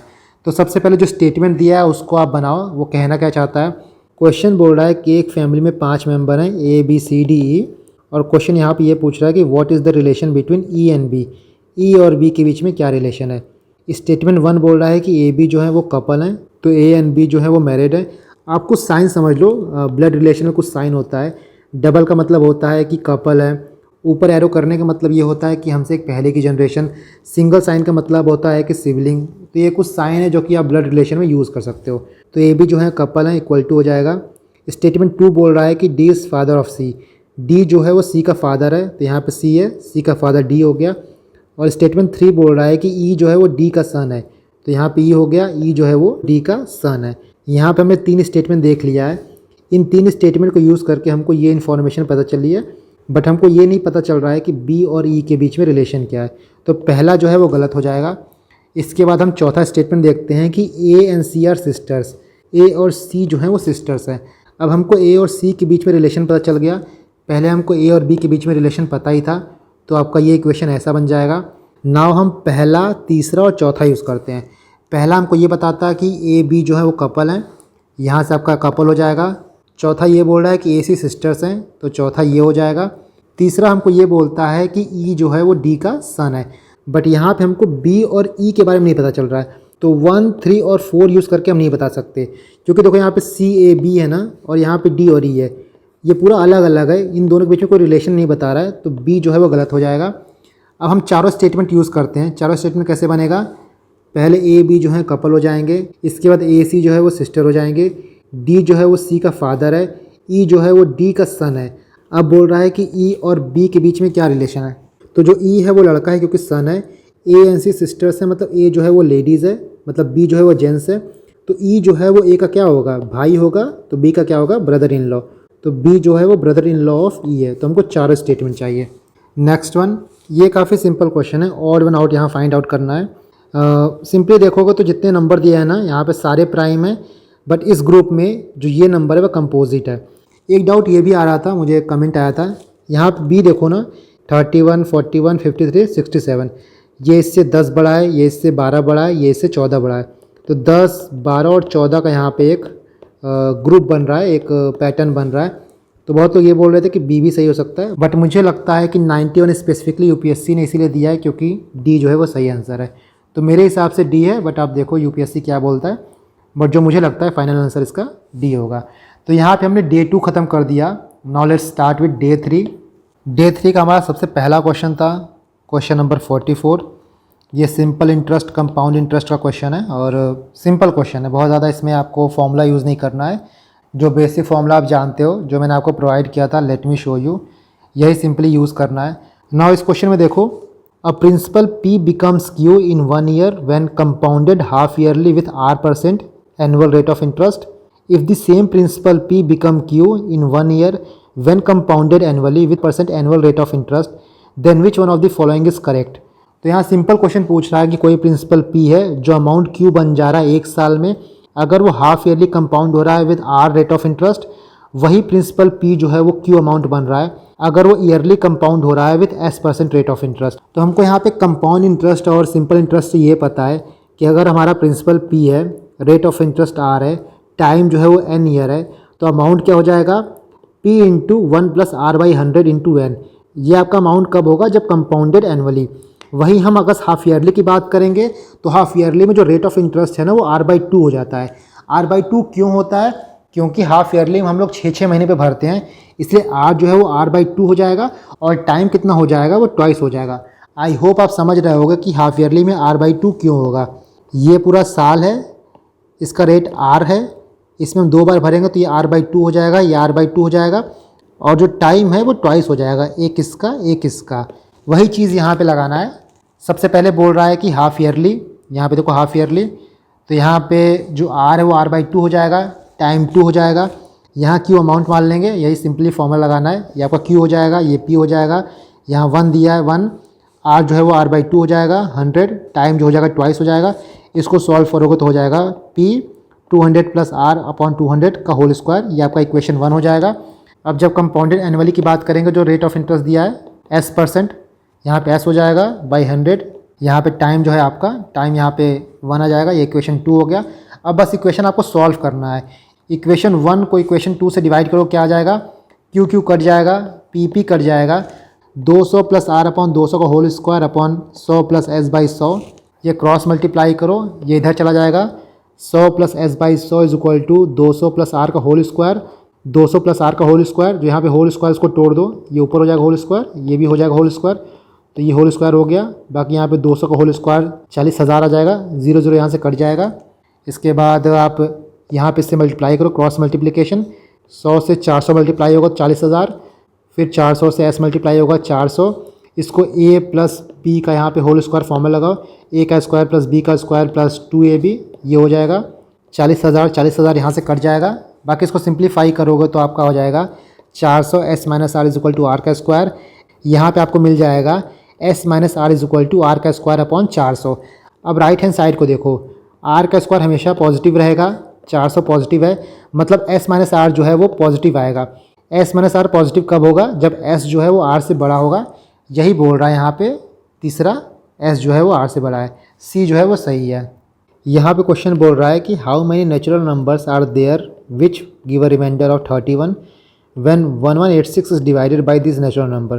तो सिंपली यहाँ पे ये पूछ रहा है कि ऐसे कितने नेचुरल नंबर होंगे जिससे हम 1186 को डिवाइड करेंगे तो हमारा रिमाइंडर 31 आएगा। देखो ये क्वेश्चन ना टफ क्वेश्चन है और एग्ज़ाम में ऐसे क्वेश्चन हो सके तो आप छोड़ दो। रीज़न भी कि यहाँ पे जो ऑप्शन है बहुत करीब है, 6 7 8 9, एक नंबर भी आपका मिस होगा यहाँ काउंट करने में, तो आपका यहाँ पे गलत हो सकता है। बट यहाँ पे फिर भी देखो मैंने बहुत सिंप्लीफाई करके चीज़ों को बताया है। जो नेचुरल नंबर की बात करें, हम लोग मान लेते हैं कि ए कोई नेचुरल नंबर है। यहाँ पे जो कुछ हुआ उसको समझने के लिए आपको एक छोटा एग्जांपल मैं देता हूँ।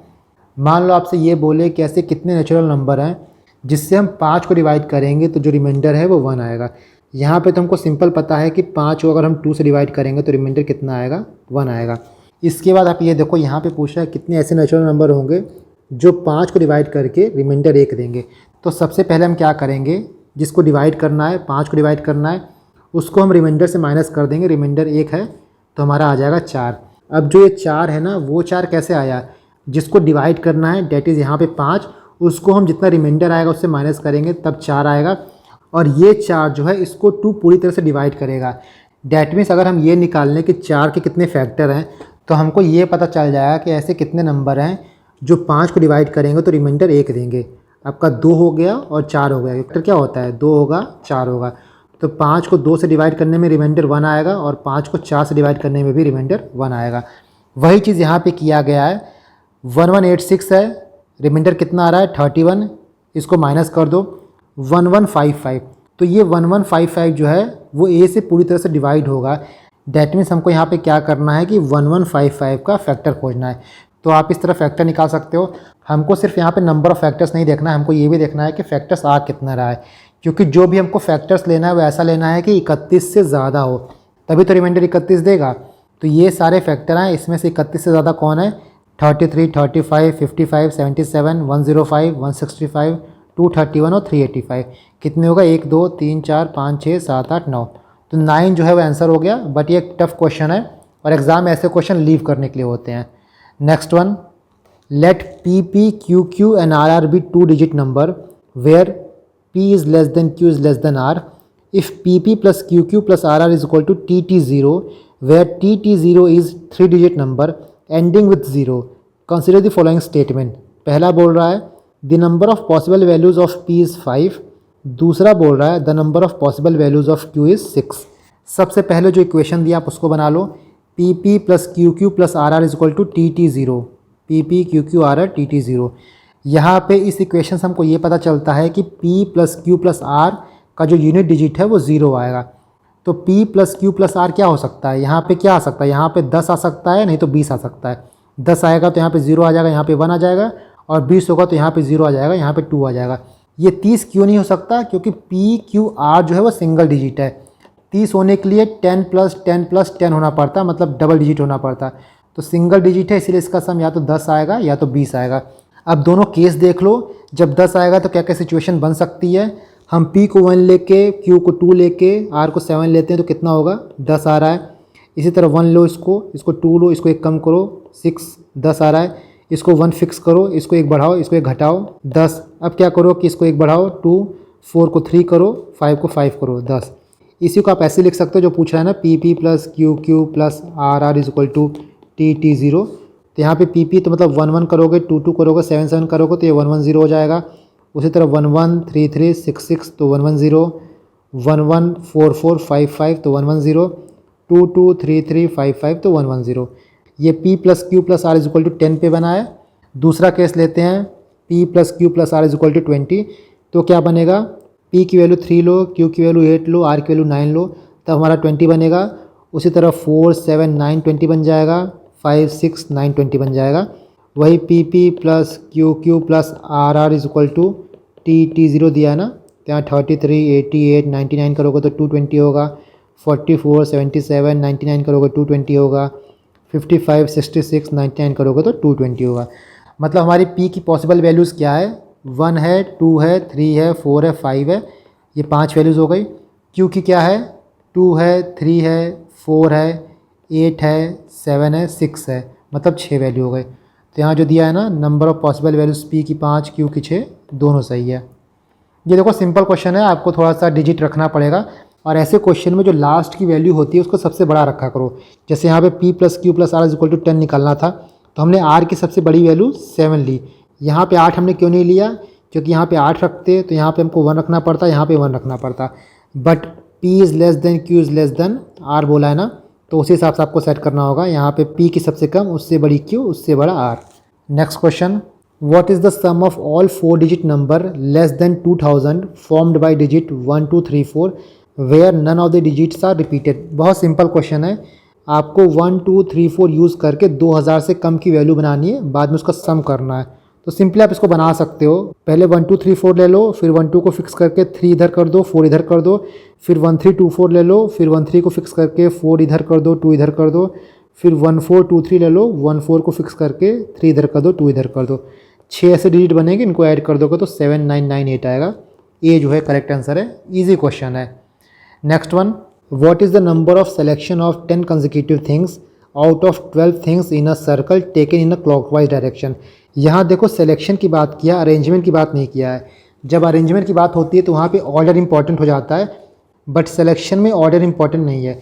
फॉर एग्जांपल दो नंबर है ए और बी, जब ऑर्डर इंपॉर्टेंट होगा तो ए बी भी एक नंबर हो जाएगा और बी ए भी एक नंबर हो जाएगा, बट जब ऑर्डर इंपॉर्टेंट नहीं है तो A B is equal to B A होगा, ये दोनों एक ही नंबर मानेंगे। तो यहाँ पे सिलेक्शन बोल रहा है, ऑर्डर इंपॉर्टेंट नहीं है ना। यहाँ बोल रहा है कि एक सर्कल में 12 थिंग्स हैं जिसमें से हमको 10 कंसेक्यूटिव थिंग्स सेलेक्ट करना है। तो आपका 12 हो गया, 1 2 3 4 5 6 7 8 9 10 11 12 ही समझ लो। यहाँ से 10 कंसेक्यूटिव सेलेक्ट करना है तो आपका पहला 1 से लेके 10 हो जाएगा, ये पहला सिलेक्शन हो जाएगा। दूसरा 2 से 11 हो जाएगा, तीसरा 3 से 12 हो जाएगा, चौथा 4 से 1 हो जाएगा, पाँचवा 4 से 2 हो जाएगा, फिर आपका 6 से 3 हो जाएगा, फिर 7 से 4 हो जाएगा, उसी तरह 8 से 5, 9 से 6, 10 से 7, 11 से 8, 12 से 9। इसके बाद करोगे तो फिर से 1 से 10 आ जाएगा। कितना होगा 1 2 3 4 5 6 7 8 9 10 11 12। आंसर होगा C. Next one, if today is Sunday then which day is it exactly 10 का पावर 10th डे। ये देखो कैलेंडर क्वेश्चन है, इसके साथ ही रिमाइंडर थियरम का क्वेश्चन है।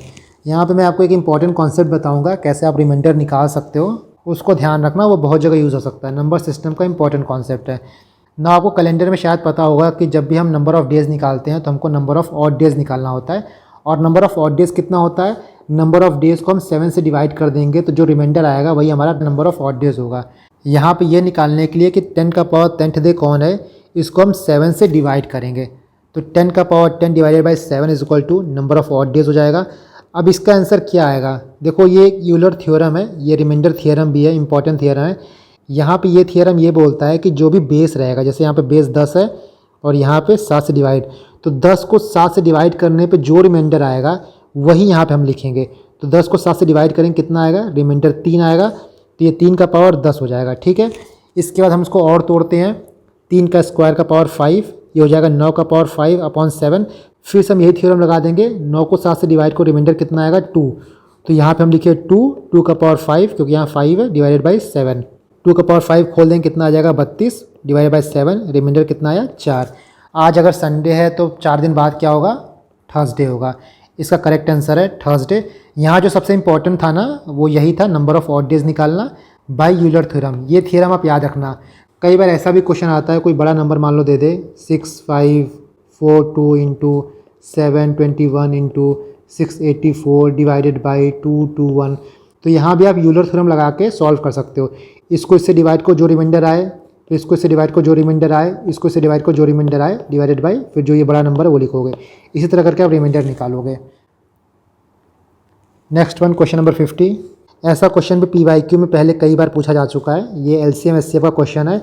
देख के लगता नहीं है, पढ़ के लगता नहीं है, बट यहाँ पे आपको सिंपली LCM निकालना है।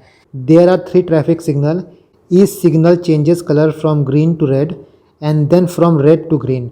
The first signal take 25 second, दूसरा सिग्नल 39 सेकेंड लेता है और तीसरा सिग्नल 60 सेकेंड लेता है। To change the colour from green to red, green से रेड बदलने में ये टाइम लेता है 39, 25 और 60।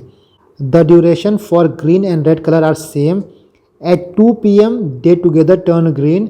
Eight what time they will change colour to green next. तो फिर से इनका कलर कब ग्रीन होगा, सिंपली यही पूछा है। पहला सिग्नल कितना टाइम लेता है 25 सेकेंड, दूसरा 39 सेकेंड, तीसरा जो है वो 60 सेकेंड लेता है। यहाँ पूछ रहा है कि सब कब ग्रीन होंगे, तो ग्रीन से रेड होने में 25 सेकेंड लेगा मान लो ये, और रेड से ग्रीन होने में फिर से 25 सेकेंड लेगा। तो पहला सिग्नल ग्रीन होने में कितना टाइम लेगा, 25 इंटू 2, यहाँ 25 सेकेंड, फिर यहाँ 25 सेकेंड। उसी तरह दूसरा सिग्नल 39 इंटू 2 78 सेकेंड लेगा। तीसरा सिग्नल 60 इंटू 2 120 सेकेंड लेगा। ये समझ रहे हो ना, 2 क्यों मल्टीप्लाई किया गया है, क्योंकि 2 बार कलर बदलेगा। पहले ग्रीन से रेड होगा, यहाँ 25 सेकेंड लेगा सिग्नल 1, फिर ये सिग्नल रेड से ग्रीन होगा, यहाँ फिर 25 सेकेंड लेगा। तो ग्रीन से ग्रीन आने में 2 बार सिग्नल बदल रहा है, तो 25 इंटू 2 होगा, ठीक है। अब आपको LCM निकाल लेना है। LCM ऑफ 50, 78, 120 7800 आएगा। ये आपका सेकंड में आएगा, बट यहाँ क्वेश्चन देखो आवर्स में पूछ रहा है। कैसे डिवाइड करोगे, 7800 को 60 से डिवाइड करोगे तो 130 मिनट आ जाएगा।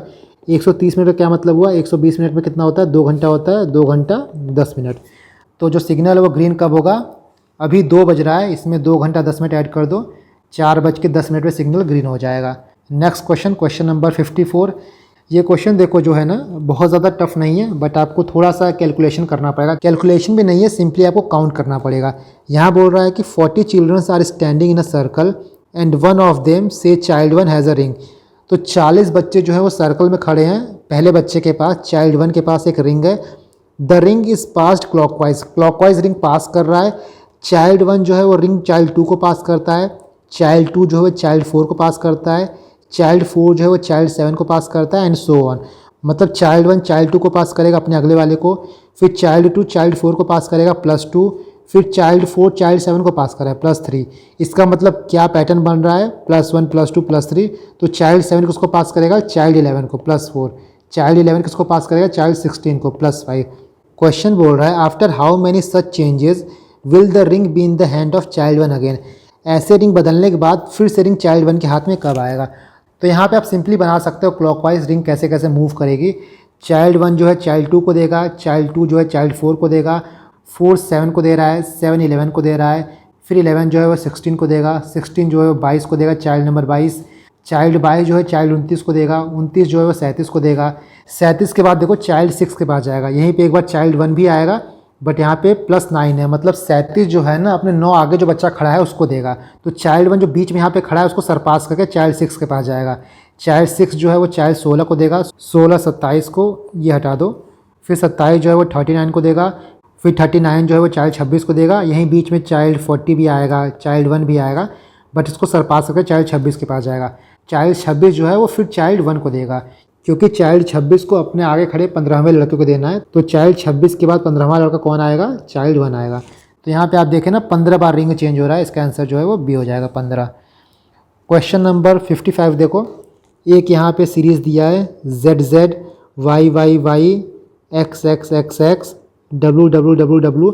मतलब Z जो है वो 2 बार आ रहा है, Y जो है 3 बार आ रहा है, X जो है 4 बार आ रहा है, W जो है 5 बार आ रहा है, इसी तरह बढ़ते जाएगा। फिर पूछ रहा है कि सीक्वेंस का जो मिडल टर्म है वो क्या होगा। अब यहाँ पे देखो कि Z जो है वो 2 बार आ रहा है, Y जो है वो 3 बार आ रहा है, X जो है वो 4 बार आ रहा है, W जो है वो 5 बार आ रहा है।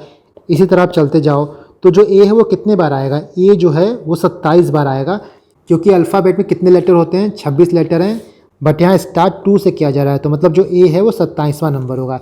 तो ये कितने बार रिपीट होगा, 27 बार रिपीट होगा। यहाँ तक क्लियर है। अब आपको फाइंड आउट करना है कि मिडल टर्म क्या होगा। तो जो ये सीक्वेंस बन रहा है ना, सबसे पहले देखो कि ये क्या है। ये एक AP सीरीज़ है, इसका कॉमन डिफरेंस 1 है, इसके बीच का डिफरेंस 1 है, इसके बीच का डिफरेंस 1 है, इसके बीच का डिफरेंस 1 है। यहाँ पे A जो है वो 27 बार है, इसका मतलब B जो है वो 26 बार आएगा, C जो है वो 25 बार आएगा, D जो है वो 24 बार आएगा। ये आई थिंक क्लियर होगा। तो जो ये है एक AP है, अर्थमेटिक प्रोग्रेशन। इसके सम का फॉर्मूला क्या है, कई फॉर्मूला आप यूज़ कर सकते हो। एक तो होता है कि n/2 A + L। A जो है वो फर्स्ट टर्म है, फर्स्ट टर्म क्या है 2, L जो है लास्ट टर्म है, लास्ट टर्म क्या है 27। तो इसको सॉल्व करोगे सम कितना आएगा 377। एक और फॉर्मूला है n × n + 1/2। तो n क्या है, number of terms. Number of term यहाँ कितना है 26 है। इस फॉर्मूला में n की जगह 26 रख दोगे तो क्या हो जाएगा 26, n + 1 27, ये भी 377 आ जाएगा। तो जो सम है वो 377 आ गया। इस सम से हमको क्या मिल गया, इस सम से हमको ये मिल गया कि टोटल नंबर ऑफ लेटर्स कितने हैं इसमें। मतलब कि Z + Z + Y + Y + Y ऐसे करते करते हम लोग A करेंगे तो कितने टोटल लेटर हैं 377। अब आपको मिडल टर्म फाइंड आउट करना है। तो 377 को 2 से डिवाइड करो कितना आएगा 188.5। तो जो मिडल टर्म है इसके बाद वाला होगा क्या होता है 189 टर्म। अब आपको फाइंड आउट करना है कि 189 टर्म्स कौन सा है। टोटल टर्म कितना हमारे पास है 377। इसमें से हम पीछे से माइनस करते जाएं। A कितने बार लिखा गया 27 बार, तो इसमें से 27 माइनस कर देंगे तो कितना बचेगा 350। अब हमारा B से स्टार्ट हो गया। B कितने बार लिखा गया 26 बार, तो B माइनस कर देंगे, मतलब 26 माइनस कर देंगे तो कितना बचेगा 324। अब C से स्टार्ट हो रहा है, C भी माइनस कर दो, 25 माइनस हो जाएगा तो 299 हो जाएगा। ये किससे स्टार्ट हो रहा है D से स्टार्ट हो रहा है। D कितने बार लिखा गया है 24 बार लिखा जाएगा, तो इसमें से 24 माइनस कर दो 275 आ जाएगा। अब हमारा E से स्टार्ट हो रहा है, E कितने बार आएगा 23 बार, इसमें से 23 माइनस करो 252। अब हमारा F से स्टार्ट हो रहा है, F कितने बार लिखा गया है 22 बार, इसमें से 22 माइनस करो 230 आ जाएगा। फिर आप देखो यहाँ पे G लिखा गया, G कितने बार लिखा जाएगा 21 बार, तो इसमें से आप 21 माइनस करो 209 आ जाएगा। अब किससे स्टार्ट हो रहा है H से स्टार्ट हो रहा है, H कितने बार लिखा जाएगा 20 बार, तो 209 में से 20 माइनस कर दो क्या आ जाएगा 189। इसके बाद क्या आएगा, आई आएगा, मतलब जो 189th टर्म है वो क्या होगा, आपका आई होगा। सही आंसर क्या है, बी। यहाँ देखो थोड़ा आपको लेंदी लगेगा, बट जो इसका शॉर्टकट है ना वो थोड़ा सा कॉम्प्लेक्स मुझे लगता है, नहीं तो जो लेमन टर्म समझते हैं, जो बिल्कुल बेसिक चीज़ समझते हैं, उनके लिए ये है। नाउ नेक्स्ट वन, यहाँ पे देखो क्वेश्चन दिया है जो हमने पहले किया था डेटा सफिशिएंसी वाला। यहाँ क्वेश्चन दिया है, 2 स्टेटमेंट दिया है, फिर वही आपके पास ऑप्शन है कि स्टेटमेंट 1 इस क्वेश्चन को आंसर करने के लिए सफिशिएंट है या नहीं है, स्टेटमेंट 2 सफिशिएंट है या नहीं है। दोनों स्टेटमेंट यूज़ करके हम आंसर कर सकते हैं या नहीं कर सकते हैं। तो देखो पहला स्टेटमेंट बोल रहा है कि P into Q is greater than zero, मतलब P Q is greater than zero. इससे हम क्या कंक्लूड कर सकते हैं, या तो both P and Q positive है या तो both P and Q negative है, जो कि प्लस इंटू प्लस प्लस ही होता है और minus into minus equal to plus होता है। डैट मीन्स कि पी एंड क्यू या तो दोनों नेगेटिव है या तो दोनों पॉजिटिव है। ये हमको इससे पता चल गया। अब हमको ये फाइंड आउट करना है कि क्या ये इन्फॉर्मेशन हमारे लिए सफिशिएंट है ये बताने के लिए कि इस P is greater then Q। तो सबसे पहले आप मान लो दोनों को पॉजिटिव लो, P और Q दोनों को पॉजिटिव मान लो। P को मैं 1 मान लेता हूँ, Q को मैं 2 मान लेता हूँ, तो क्या हो जाएगा 1 इंटू 2, मतलब 2 जो है वो 0 से ग्रेटर है। यहाँ हमको पता चल गया कि Q जो है वो P से ग्रेटर है। अब इसी को हम उल्टा मान लेते हैं, मान लो P को हम 2 मान लेते हैं, Q को 1 मान लेते हैं। 2 into 1 is equal to 2 is greater than 0। ये इक्वेशन हमारी सेटिस्फाई हो रही है, बट यहाँ हमको रिजल्ट दूसरा मिल रहा है। पहला जो हमारा इक्वेशन था उससे हमको रिजल्ट मिलता था P is less then Q, but दूसरे से मिल रहा है P is greater then Q। तो पहला स्टेटमेंट हमारा सफिशिएंट नहीं है ये बताने के लिए कि is P greater than Q। दूसरा देखते हैं, दूसरा बोल रहा है कि P square is greater then Q square. इससे हम क्या डिसाइफर कर सकते हैं कि P और Q जो है या तो दोनों पॉजिटिव है या तो दोनों नेगेटिव है। स्क्वायर की बात कर रहा है ना, तो सिंपल है ना। यहाँ पे भी हम केस लेते हैं। जब भी आप केस लो और ये देखो कि स्टेटमेंट सफिशिएंट है या नहीं है, उस टाइम आप क्या करो कि ऐसा केस बनाओ कि ये इक्वेशन सेटिस्फाई हो जाए और दो अलग अलग वैल्यू से सेटिस्फाई हो, ताकि हमको ये पता चले कि दोनों कॉन्ट्राडिक्ट कर रहा है या नहीं कर रहा है। फॉर एग्जांपल यहाँ पे हम अगर P की वैल्यू 2 लेते हैं और Q की -1 लेते हैं और यहाँ पुट करेंगे तो देखो ये सेटिस्फाई हो जा रहा है, P का स्क्वायर ग्रेटर देन Q का स्क्वायर। इससे हमको ये पता चल रहा है कि P ग्रेटर देन Q है, क्योंकि यहाँ पे हमने वही लिया था। बट इसी को उल्टा कर दें, अगर हम P को -2 लेते हैं, Q को 1 लेते हैं, तब भी ये इक्वेशन सेटिस्फाई हो रहा है। बट यहाँ पे Q जो है हमारा वो ग्रेटर है, देखो यहाँ पे Q जो है 1 है, P जो है -2 है। मतलब स्टेटमेंट 2 भी सफिशिएंट नहीं है ये बताने के लिए कि P ग्रेटर है या नहीं है। अब दोनों स्टेटमेंट को साथ लो। पहला स्टेटमेंट ये बोलता है कि P एंड Q जो है वो पॉजिटिव हो सकता है या तो नेगेटिव हो सकता है, क्योंकि P into Q is greater than 0 बोला है। और स्टेटमेंट 2 हमारा बोलता है कि P का square is greater then Q का स्क्वायर। मान लो यहाँ पे एक केस लेते हैं जो दोनों को सेटिस्फाई करे। P को 2 मान रहे हैं, Q को 1 मान रहे हैं। देखो यहाँ P भी पॉजिटिव है, Q भी पॉजिटिव है, क्योंकि यहाँ देखो P और Q दोनों पॉजिटिव लेना था हमको। P का square is greater then Q का स्क्वायर, ये सेटिस्फाई हो गया, स्टेटमेंट 2 भी सेटिस्फाई हो गया। यहाँ से हमको ये पता चला कि P जो है वो Q से ग्रेटर है, क्योंकि यहाँ पे हमने वही लिया था। फिर दूसरा केस बनाओ, यहाँ पे हम दोनों को नेगेटिव लेंगे, क्योंकि स्टेटमेंट 1 के हिसाब से या तो P Q दोनों पॉजिटिव हो सकते हैं या तो नेगेटिव हो सकते हैं। जब दोनों को नेगेटिव ले रहे हैं तब ये सेटिस्फाई हो रहा है। बट यहाँ पे जो ये रिलेशन है ना, ये उल्टा हो रहा है। यहाँ पे Q को P से ग्रेटर लेने पे भी स्टेटमेंट 1 स्टेटमेंट 2 दोनों सेटिस्फाई हो रहा है। डैट मीन्स कि हम स्टेटमेंट 1 और स्टेटमेंट 2 को साथ में भी यूज़ करके नहीं बता सकते कि P जो है वो Q से ग्रेटर है या नहीं है। तो आपका आंसर क्या होगा, डी होगा। नेक्स्ट वन, ये भी सेम टाइप का क्वेश्चन है जो आप ऊपर किए हो। क्वेश्चन यहाँ बोल रहा है कि is P plus Q minus R greater than P minus Q plus R where P Q and R are integer. दो स्टेटमेंट दिया है, P माइनस क्यू पॉजिटिव है, P माइनस आर नेगेटिव है। अब पहला स्टेटमेंट आप यूज़ करो। पहला बोल रहा है कि P माइनस क्यू जो है पॉजिटिव है, इसका मतलब ये है कि P जो है वो Q से बड़ा है। स्टेटमेंट 1 से P और Q की कोई दो वैल्यू लो, जिसमें P को बड़ा रखो, Q को छोटा रखो, और ये वैल्यू आप जो ये क्वेश्चन दिया है ना वहाँ पे पुट करके ये देखो कि आपको इसका आंसर मिल रहा है या नहीं मिल रहा है। जब हम P इज़ इक्वल टू 2 और Q is equal to 1 put करके देखेंगे, इसको सॉल्व करेंगे तो हमको मिलेगा 3 minus R and 1 plus R. अब इन दोनों में कौन सा बड़ा है कौन सा छोटा है ये डिपेंड करेगा कि R की वैल्यू क्या है। तो स्टेटमेंट 1 हमारा सफिशिएंट नहीं है ये बताने के लिए कि कौन सा बड़ा है कौन सा छोटा है। उसी तरह अब स्टेटमेंट 2 देखो, यहाँ पे ये बोल रहा है कि P माइनस आर जो है वो नेगेटिव है। इसका मतलब ये है कि R जो है वो P से बड़ा है। कोई दो वैल्यू लो P और R की, जहाँ पे P को आप छोटा रखो, R को बड़ा रखो, और जो ये इक्वेशन है यहाँ पे फिर से पुट करो और फिर देखो कि आपको आंसर मिल रहा है या नहीं मिल रहा है। यहाँ पे पुट करने के बाद हमको क्या मिलेगा, Q माइनस 1 और Q। इन दोनों में कौन सा बड़ा है इस पर डिपेंड करेगा कि Q की वैल्यू क्या है। मतलब स्टेटमेंट 2 भी सफिशिएंट नहीं है ये बताने के लिए कि दोनों में से बड़ा कौन है। अब स्टेटमेंट 1 और स्टेटमेंट 2 को साथ में यूज़ करो। स्टेटमेंट 1 से हमको ये पता चला कि P जो है वो Q से बड़ा है। स्टेटमेंट 2 से ये पता चला कि P जो है वो R से छोटा है, तो इनको जब कंबाइन करेंगे तो क्या मिलेगा, R सबसे बड़ा, P उससे छोटा, Q उससे छोटा। अब इसी हिसाब से 3 वैल्यू ले लो, मान लो R की वैल्यू हम 3 ले लेते हैं, P की 2 लेते हैं, Q की 1 लेते हैं, और ये जो आपका इक्वेशन था, ये जो क्वेश्चन था, इसमें पुट करके देखो P, Q और R की वैल्यू यहाँ हम पुट करके देखते हैं। ये 2 + 1 - 3, 2 - 1 + 3, 0 4, 4 बड़ा है, 0 छोटा है। मतलब स्टेटमेंट 1 और 2 को साथ में यूज़ करके हम बता सकते हैं कि इन दोनों में से बड़ा कौन सा है। तो both statement needed to answer the question. Question number 58 देखो, ये एक वेन डायग्राम का क्वेश्चन है, सिंपल क्वेश्चन है। यहाँ बोल रहा है कि in a party 75% took tea, 60% took coffee and 50% took both tea and coffee. No one taking milk take teas, each person take at least 1 drink. तो ये आपको एक स्टेटमेंट दिया है पूरा, ठीक है। इसके बाद क्वेश्चन ये बोल रहा है कि how many person attended the party, कितने लोग पार्टी अटेंड किए। 2 स्टेटमेंट आपके सामने है। 50% टुक मिल्क, और स्टेटमेंट 2 बोल रहा है कि number of person who attended the party is 5 time the number of person who took milk only. तो इस स्टेटमेंट को यूज़ करके आपको एक केस बनाना है, बाद में स्टेटमेंट 1 उसमें डालना है, फिर स्टेटमेंट 2 डालना है, फिर देखना है कि आपको इसका आंसर मिलता है कि नहीं मिलता है। तो बोल रहा है कि टी टेकर कितने थे, यहाँ पे टी टेकर देखो बताया है कि 75 लोग थे, टी जो है वो 75 लोग ले रहे हैं। कॉफ़ी टेकर कितने हैं, तो 60 हैं। बोथ टी एंड कॉफ़ी कितने लोग ले रहे हैं, यहाँ पे देखो 15 लोग ले रहे हैं। इसके बाद ये बोल रहा है कि ओनली टी कितने लेंगे, मतलब तो यहाँ पे है ना 75 - 15, तो ओनली टी वाले कितने हो जाएंगे, 60।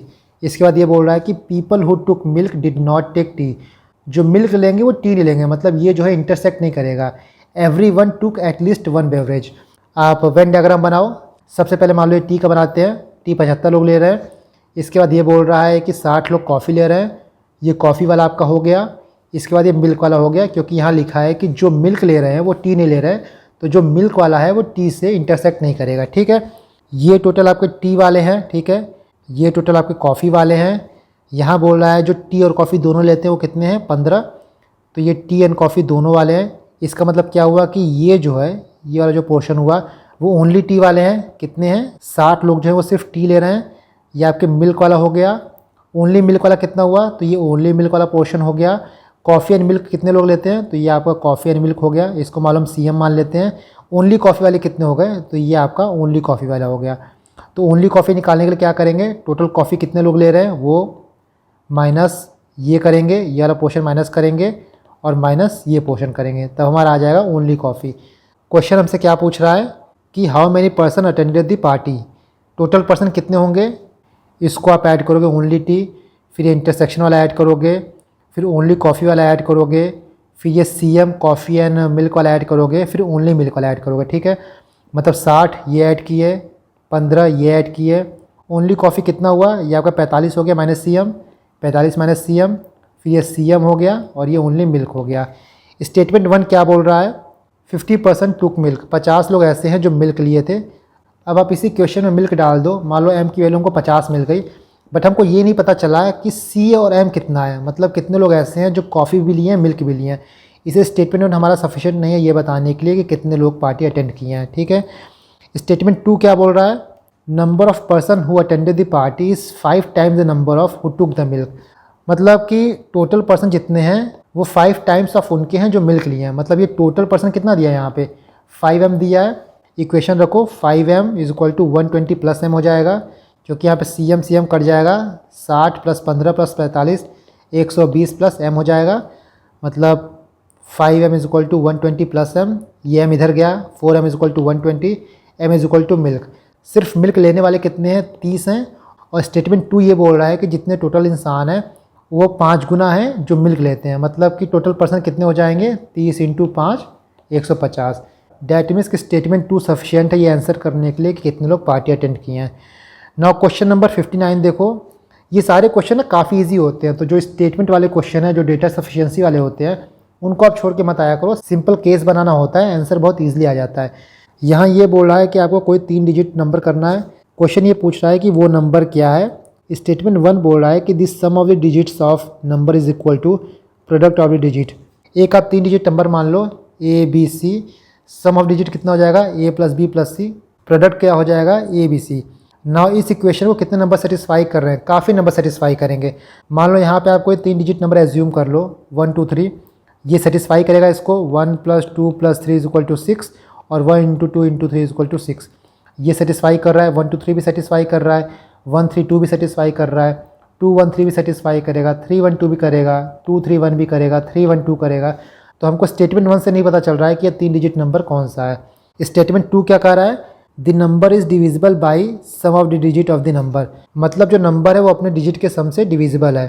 डेट मीन्स कि 3 डिजिट नंबर हम माने थे ए बी सी को अगर हम a + b + c से डिवाइड करेंगे तो रिमाइंडर कितना आएगा, 0 आएगा। यहाँ भी आप 2-3 केस बना सकते हो। मान लो हम कोई नंबर लेते हैं कि ABC 102, तो 102 को 1 + 0 + 2 मतलब 102 को 3 से डिवाइड करोगे, रिमाइंडर 0 आएगा। एक दूसरा नंबर लो 108, तो 108 को 1 + 0 + 8 मतलब 108 को 9 से डिवाइड करोगे तब भी रिमाइंडर 0 आएगा। डैट मीन्स कि स्टेटमेंट 2 भी सफिशिएंट नहीं है आंसर करने के लिए। अब दोनों स्टेटमेंट को यूज़ करें। स्टेटमेंट 1 से हमको कुछ नंबर मिल गए थे, ये नंबर मिल गए थे 1 2 3 1 3 2 231 2 1 3 3 1 2 3 2 1, ये हमारे कुछ नंबर मिल गए।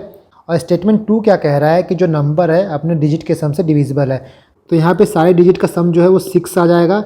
अब आपको ये देखना है कि इसमें से कौन सा 6 से डिवाइड हो रहा है। तो 3 1 2 भी 6 से डिवाइड हो रहा है और 1 3 2 भी हो रहा है। यहाँ भी आपको 2 ऑप्शन मिल रहा है। डैट मीन्स कि स्टेटमेंट 1 और स्टेटमेंट 2 दोनों मिला के भी हम नहीं बता सकते कि 3 डिजिट नंबर कौन सा है। Next question number 60। यहाँ बोल रहा है कि 5 बच्चे हैं with ages A is less than B less than C less than D less than E।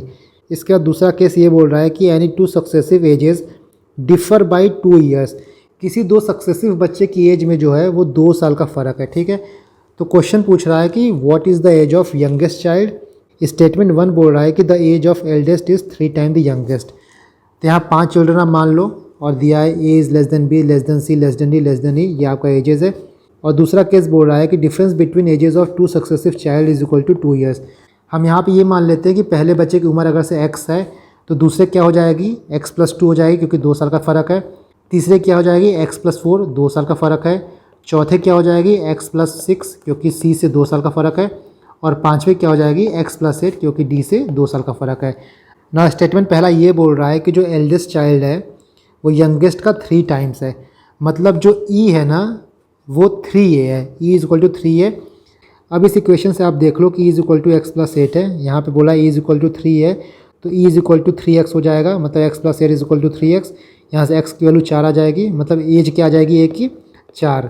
मतलब स्टेटमेंट 1 सफिशिएंट है ये बताने के लिए कि यंगेस्ट कौन है, क्योंकि यंगेस्ट देखो A ही है। A की यहाँ पे एज हम लोग निकाल लिए इस इक्वेशन से।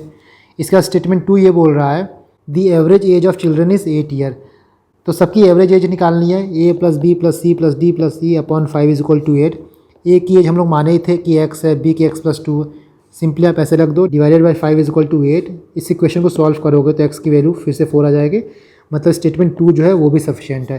तो स्टेटमेंट 1 अलोन सफिशिएंट है, स्टेटमेंट 2 भी अलोन सफिशिएंट है ये बताने के लिए कि यंगेस्ट कौन है ना। हमारा डे 3 ख़त्म हो गया, ये लास्ट है डे 4। यहाँ पे हम 14-15 क्वेश्चन करेंगे।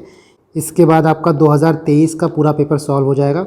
एंड यू कैन सी कि हमने यहाँ पे फॉर्मूला बहुत कम यूज़ किया है, ऑलमोस्ट ना के बराबर ना। आपका पहला क्वेश्चन है 65 number. In an examination the maximum marks for each of the 4 paper namely PQRS are 100। Marks scored by the students are in integer. A student can score 99% in an different ways. यहाँ पे ये बोल रहा है कि 4 paper है PQRS और हर paper में मैक्सिमम मार्क्स 100 है, तो टोटल मार्क्स कितना होगा, 400 मार्क्स होगा। एक स्टूडेंट जो है वो 99% स्कोर कर सकता है n तरीके से। तो ये n क्या है ना, 400 में से 99% स्कोर करना मतलब कितना हो जाएगा, 99% निकालो 400 का 396 मार्क्स। तो सिंपली आपको ये निकालना है कि एक स्टूडेंट जो है वो 396 मार्क्स कितने तरीके से स्कोर कर सकता है। 4 सब्जेक्ट है आपके पास PQRS, मान लो चारों में 99 पा रहा है, 99 99 99 99, तो कितना तरीका हो गया, 4 है तो 4 फैक्टोरियल और ये 4 बार रिपीट हो रहा है तो अपन 4 फैक्टोरियल, एक तरीका हो गया। अब इसके बाद आप कम करते जाओ, मान लो 2 में 100 पा रहा है, R में 98 पा रहा है, S में 98 पा रहा है, तब कितना तरीका हो गया, 4 सब्जेक्ट है 4 फैक्टोरियल, 2 रिपीट हो रहा है तो 2 फैक्टोरियल इंटू 2 फैक्टोरियल, ये आपका 6 तरीका हो गया। उसी तरह फिर 3 में 100 पा रहा है, एक में 96 पा रहा है, इसका टोटल कितना होगा 396 ना, यहाँ सबका टोटल 396 ही होगा क्योंकि इतना उसको स्कोर करना है 99%। ठीक है, यहाँ पे 3 रिपीट हो रहा है तो 3 फैक्टोरियल हो जाएगा, 4 है तो अपन 4 फैक्टोरियल, ये 4 वेज हो गया। उसी तरह यहाँ देखो लास्ट में 200 पा रहा है, फिर 99 एक में 97, यहाँ 2 रिपीट हो रहा है तो अपन 2 फैक्टोरियल हो जाएगा 12 तरीका। फिर 100 पा रहा है 2 में 99, इसमें 98, यहाँ पे ये 2 रिपीट हो रहा है तो 2 फैक्टोरियल। टोटल कितना वेज हुआ, सारे केसेस को आप ऐड कर दो, 1 + 6 + 4 + 12 + 12 35 वेज। तो ये भी परमुटेशन कॉम्बिनेशन का काफ़ी सिंपल क्वेश्चन था। इसके बाद देखो, a flag has to be designed with 4 horizontal stripes using some or all of the colour red, green, yellow. What is the number of different ways in which this can be done so that no two adjacent stripe can have the same color? तो question ये बोल रहा है कि एक flag है, ये आपके पास एक फ्लैग है जिसमें 4 स्ट्राइप है, 1 2 3 4, 3 कलर आपको यूज़ करना है, रेड, ग्रीन और येलो। और कलर आपको ऐसे यूज़ करना है कि लगातार 2 स्ट्रिप में सेम कलर नहीं होना चाहिए। तो पहले स्ट्रिप के लिए हमारे पास कितना कलर अवेलेबल है, रेड भी है, ग्रीन भी है, येलो भी है, तो ये 3 तरीके से कलर हो सकता है। दूसरे के लिए यहाँ पे 2 कलर अवेलेबल है, क्योंकि मान लो यहाँ पे रेड कर दिए तो यहाँ पे रेड नहीं कर सकते हम लोग, यहाँ पे येलो करेंगे और ग्रीन करेंगे, तो 2 कलर अवेलेबल है। उसी तरह तीसरे के लिए 2 कलर अवेलेबल है, क्योंकि जो कलर यहाँ होगा वो यहाँ नहीं हो सकता, तो एक कलर तो ख़त्म हो गया, 2 कलर अवेलेबल है। उसी तरह जो लास्ट वाले के लिए भी कितना कलर अवेलेबल है, 2 colour. Total number of ways कितना होगा, 3 × 2 × 2 × 2 24 वेज। बहुत सिंपल था, सी आंसर होगा इसका। नेक्स्ट देखो, और rectangular floor measures 4 metre in length and 2.2 metre in breadth. एक आपका रेक्टेंगुलर फ्लोर है जिसका लेंथ कितना है 4 मीटर और ब्रेथ कितना है 2.2 metre. Tile of size 140 centimetre by 60 centimetre have to be laid such that the tile do not overlap. इस रेक्टेंगुलर फ्लोर में आपको टाइल्स फिट करनी है, such that tiles do not overlap, tile एक दूसरे को ओवरलैप नहीं कर सकता है। A tile can be placed in any orientation so long as its edges are parallel to the edges of the floor. मतलब मान लो ये आपका फ्लोर है, टाइल आपको ऐसे प्लेस करनी है, ऐसे प्लेस करनी है, आप ऐसे प्लेस नहीं कर सकते क्योंकि ये एजेस के पैरेलल नहीं है। What is the maximum number of tiles that can be accommodated on the floor. बहुत सिंपल क्वेश्चन है, यहाँ पे आपको ये निकालना है कि फ्लोर का एरिया क्या है, उसको आपको टाइल के एरिया से डिवाइड करना है, तो आपको ये पता चल जाएगा कि नंबर ऑफ टाइल्स कितना उसमें फिट हो सकता है। फ्लोर का एरिया क्या है, रेक्टेंगल है, 4 मीटर आपको लेंथ दिया है, सेंटीमीटर में 400 सेंटीमीटर हो जाएगा, और ब्रेथ 2.2 दिया है, सेंटीमीटर 220 हो जाएगा। टाइल का डायमेंशन दिया है 140 60, तो एरिया हो जाएगा 140 × 60। इसको सॉल्व करोगे तो आ जाएगा 10.47। तो मैक्सिमम हम लोग 10 टाइल फिट कर सकते हैं, बट ऑप्शन में 10 नहीं दिया, सबसे क्लोज ऑप्शन क्या दिया है 9, तो आंसर हो जाएगा D9। नेक्स्ट देखो, there are 5 person P, Q, R, S and T, each one of whom has to be assigned one task. Neither P nor Q can be assigned task 1. Task 2 must be assigned to either R or S. In how many ways can the assignment be done? 5 लोग हैं, इनको 5 task देना है। मान लो task 1 हो गया, task 2, task 3, task 4, task 5। पहला बोल रहा है कि टास्क 1 ना तो P को देना है ना तो Q को देना है, तो टास्क 1 के लिए हमारे पास P और Q का ऑप्शन नहीं है। दूसरा ये बोला है कि टास्क 2 R और S दोनों में से किसी एक को देना है, तो टास्क 2 के लिए हमारे पास ऑप्शन है R और S। तो यहाँ पे आप पहला केस ये बनाओ कि हम ये मान के चलते हैं कि टास्क 2 हम R को दे रहे हैं, ठीक है, तो टास्क 2 के लिए हम R फिक्स कर देते हैं, टास्क 2 के लिए R फिक्स कर देते हैं। इसका मतलब ये हुआ कि टास्क 1 हम R को नहीं दे सकते हैं, तो टास्क 1 किसको किसको दे सकते हैं, S को या T को। तो टास्क 1 के लिए S अवेलेबल है, T अवेलेबल है। डैट मीन्स कि टास्क 1 कितने तरीके से दे सकते हैं, 2 तरीके से, या तो S को या तो T को। टास्क 2 तो R को फिक्स कर दिया तो एक तरीका हुआ। टास्क 3 कितने तरीके से दे सकते हैं, ये 2 तो ख़त्म हो गया, 2 लोग ख़त्म हो गए, मतलब टास्क 3 जो है 3 तरीके से दे सकते हैं। टास्क 4 कितने तरीके से दे सकते हैं, ये 3 लोग ख़त्म हो गए, मतलब हमारे पास 2 लोग बचे, तो टास्क 4 2 तरीके से दे सकते हैं। और टास्क 5 ये 4 लोग ख़त्म हो गए तो सिर्फ एक आदमी बचा, मतलब टास्क 5 जो है एक तरीके से दे सकते हैं। कितना तरीका हुआ, 2 × 1 × 3 × 2 × 1 = 12 वेज। ये आपका केस 1 बन गया। अब केस 2 में ये मानेंगे कि टास्क 2 हम S को दे रहे हैं, तो क्या हो जाएगा, सेम पूरा यही हो जाएगा, बस यहाँ पे R है, यहाँ पे S आ जाएगा। वही 2 × 1 × 3 × 2 × 1, ये भी 12 तरीके से असाइन कर सकते हैं।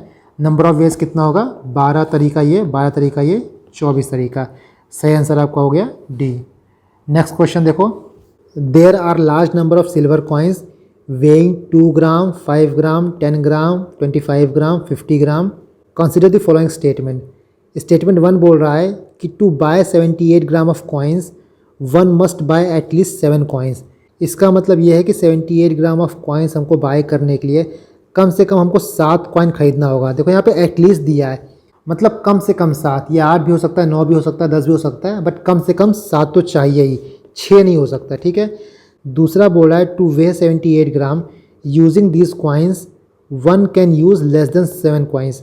मतलब 78 ग्राम को वजन करने के लिए हमको 7 कॉइन से कम लगेगा ना। यहाँ देखो हमारे पास 5 कॉइन है, 2 ग्राम का, 5 ग्राम का, 10 ग्राम का, 25 ग्राम का और 50 ग्राम का। अब सिंपली हमको ना 78 ग्राम बनाना है यूजिंग दिस 5 कॉइन्स।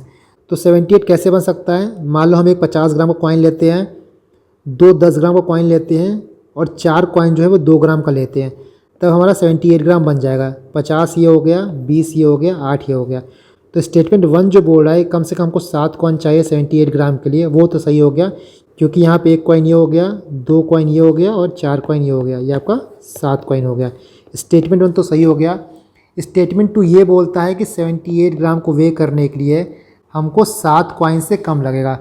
तो आपको बेसिकली यहाँ क्या करना है कि 78 ग्राम को वे करना है यूजिंग लेस देन 7 कॉइन्स। तो मान लो यहाँ पे आपके पास एक तराजू है, एक तराजू हम लोग एक तरफ एक 50 ग्राम का कॉइन रखते हैं और 3 10 ग्राम का कॉइन रखते हैं। एक साइड कितना वेट आ जाएगा आपका 80 ग्राम, ये 50 ग्राम और ये 30 ग्राम 80 ग्राम, और दूसरे साइड हम लोग एक कॉइन जो है 2 ग्राम का रखते हैं, तो दूसरे साइड कितना हो जाएगा 2 ग्राम। तो ये वेट कितना बताएगा 80 - 2 78 ग्राम बताएगा। कितना कॉइन हमको यूज़ करना पड़ा 78 ग्राम को वे करने के लिए? 3 ये हो गया, एक 4 और एक 5, तो 5 कॉइन हम यूज़ किए, 7 से कम यूज़ किए। एक और तरीका भी हो सकता है, मान लो एक साइड आप रख दो 50 ग्राम के 2 कॉइन और दूसरे साइड आप 10 ग्राम का 2 कॉइन रखो और 2 ग्राम का 1 कॉइन रखो, तो कितना हो जाएगा? ये 100 ग्राम हो जाएगा, ये हो जाएगा 10 10 और ये, मतलब 100 में से आप 22 माइनस करोगे तो 78 हम वे कर पा रहे हैं। कितना कॉइन यूज़ कर रहे हैं? 2 3 4 5 कॉइन यूज़ कर रहे हैं। मतलब स्टेटमेंट 2 जो बोल रहा है कि हमको 78 ग्राम को वे करने के लिए 7 से कम कॉइन यूज़ करना पड़ेगा, वो स्टेटमेंट भी आपका सही है। Next question, question number 70। देखो ये सब काफ़ी सिंपल क्वेश्चन होते हैं और एग्ज़ाम इनको छोड़ा मत करो। ये सेल्फ एक्सप्लेनेटरी है, मुझे लगता नहीं कि यहाँ पे कुछ एक्सप्लेन करने की ज़रूरत है, बट फिर भी मैं आपको समझा देता हूँ। यहाँ पे 5 केस दिया है, इसके बाद एक स्टेटमेंट दिया है, फिर कंक्लूजन 1 दिया है, कंक्लूजन 2 दिया है, और उसके बाद क्वेश्चन ये पूछ रहा है कि कौन सा कंक्लूजन सही है। यहाँ सबसे अच्छा तरीका ये है कि जैसे ए एंड बी है ना, इसके जगह पी क्यू रख के देखो। जैसे ए इंटू बी क्या है? A is not smaller than B. A जो है वो बी से स्मॉलर नहीं है, बी से छोटा नहीं है।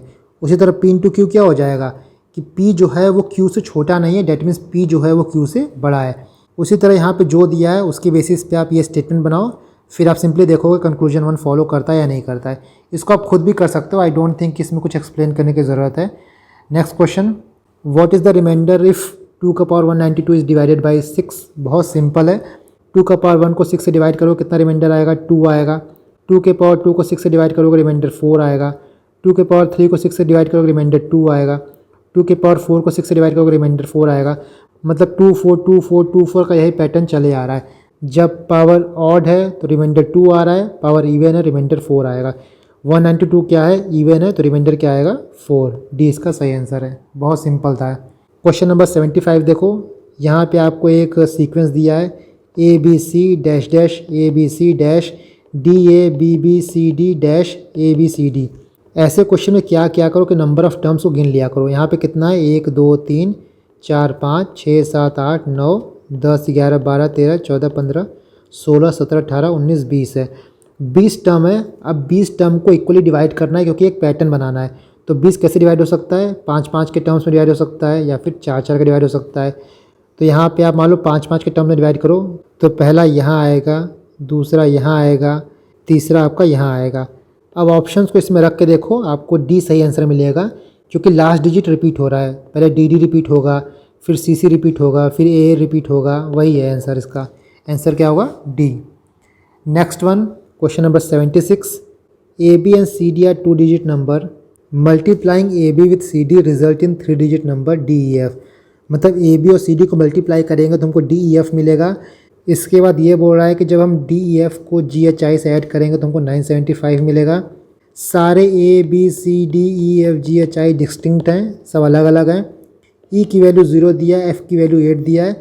तो पूछ रहा है कि A plus B plus C क्या होगा। Now A B into C D क्या बोला है, डी ई एफ, ई और एफ की वैल्यू हमको पता है 0 और 8, तो ये क्या हो जाएगा D08, डी ई एफ और जी एच आई कितना दिया है 975, तो ये 975 हो जाएगा। अब डी ई एफ का तो पता है हमको D08 होता है, तो जी एच आई में ये इधर भेजो, जी एच आई 975 minus D E F 975 minus D08, मतलब इसको ऐसे लिखो 975 D08, 15 में से 8 गया 7, यहाँ बचा 6, मतलब ये हो गया 6। और ये आपका क्या है, ये जी एच आई है, डैट मीन्स कि जो आई है वो कितना हो जाएगा 7 हो जाएगा, और जो एच वो कितना हो जाएगा 6 हो जाएगा। यहाँ से हमको ई मिल गया, एफ मिल गया, आई मिल गया, एच मिल गया।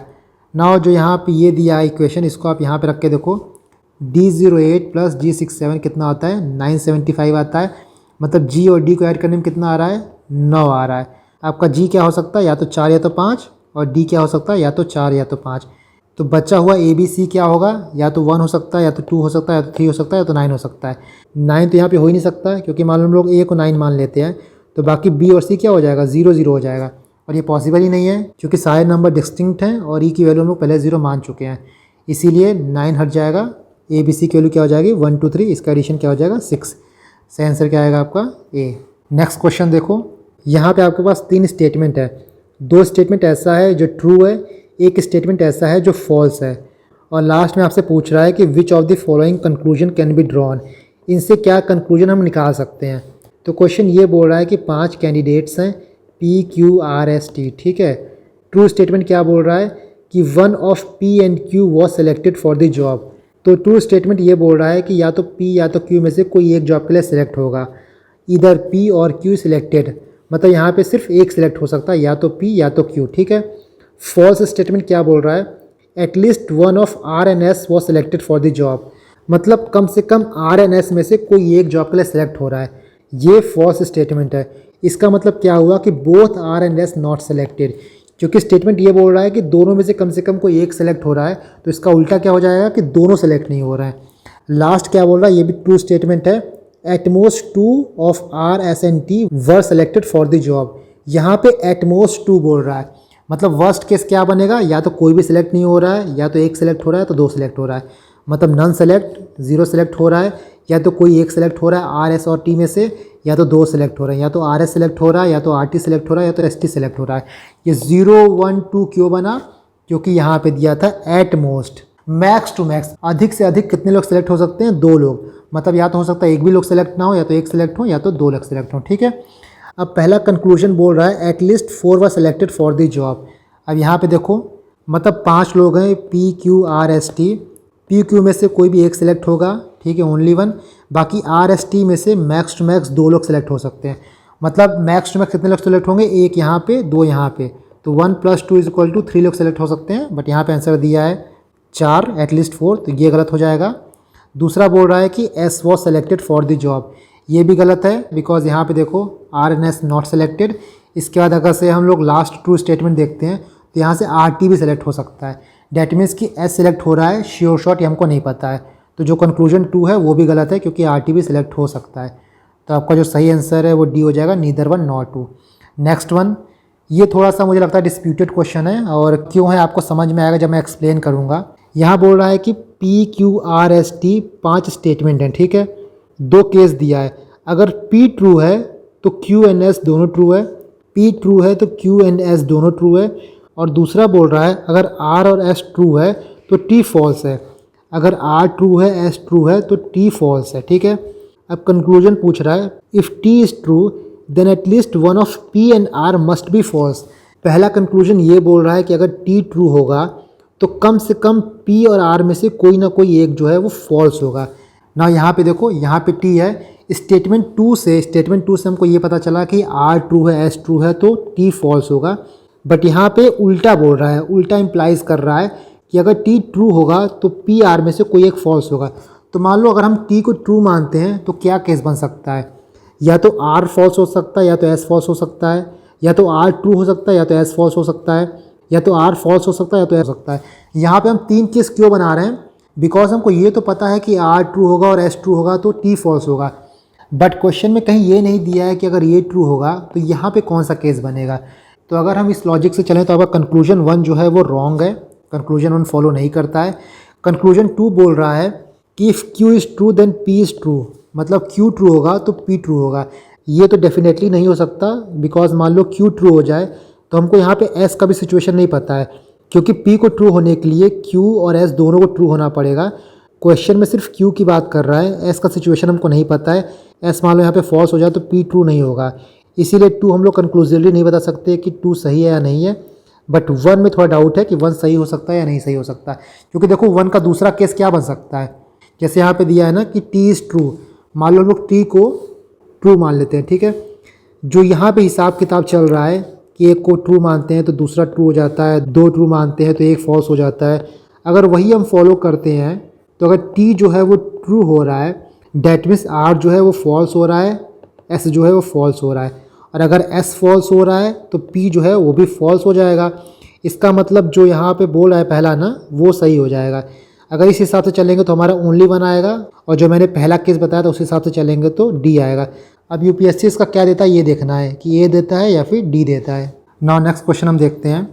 ये आपका cutting of cube, colouring of cube का है। यहाँ पे बोल रहा है कि a cuboid dimension 7 centimetre, 5 centimetre, 3 centimetre is painted red, green and blue colour on each pair of opposite phases of dimension 7 centimeter into 5 centimeter, 5 centimeter into 3 centimeter and 7 into 3 centimeter.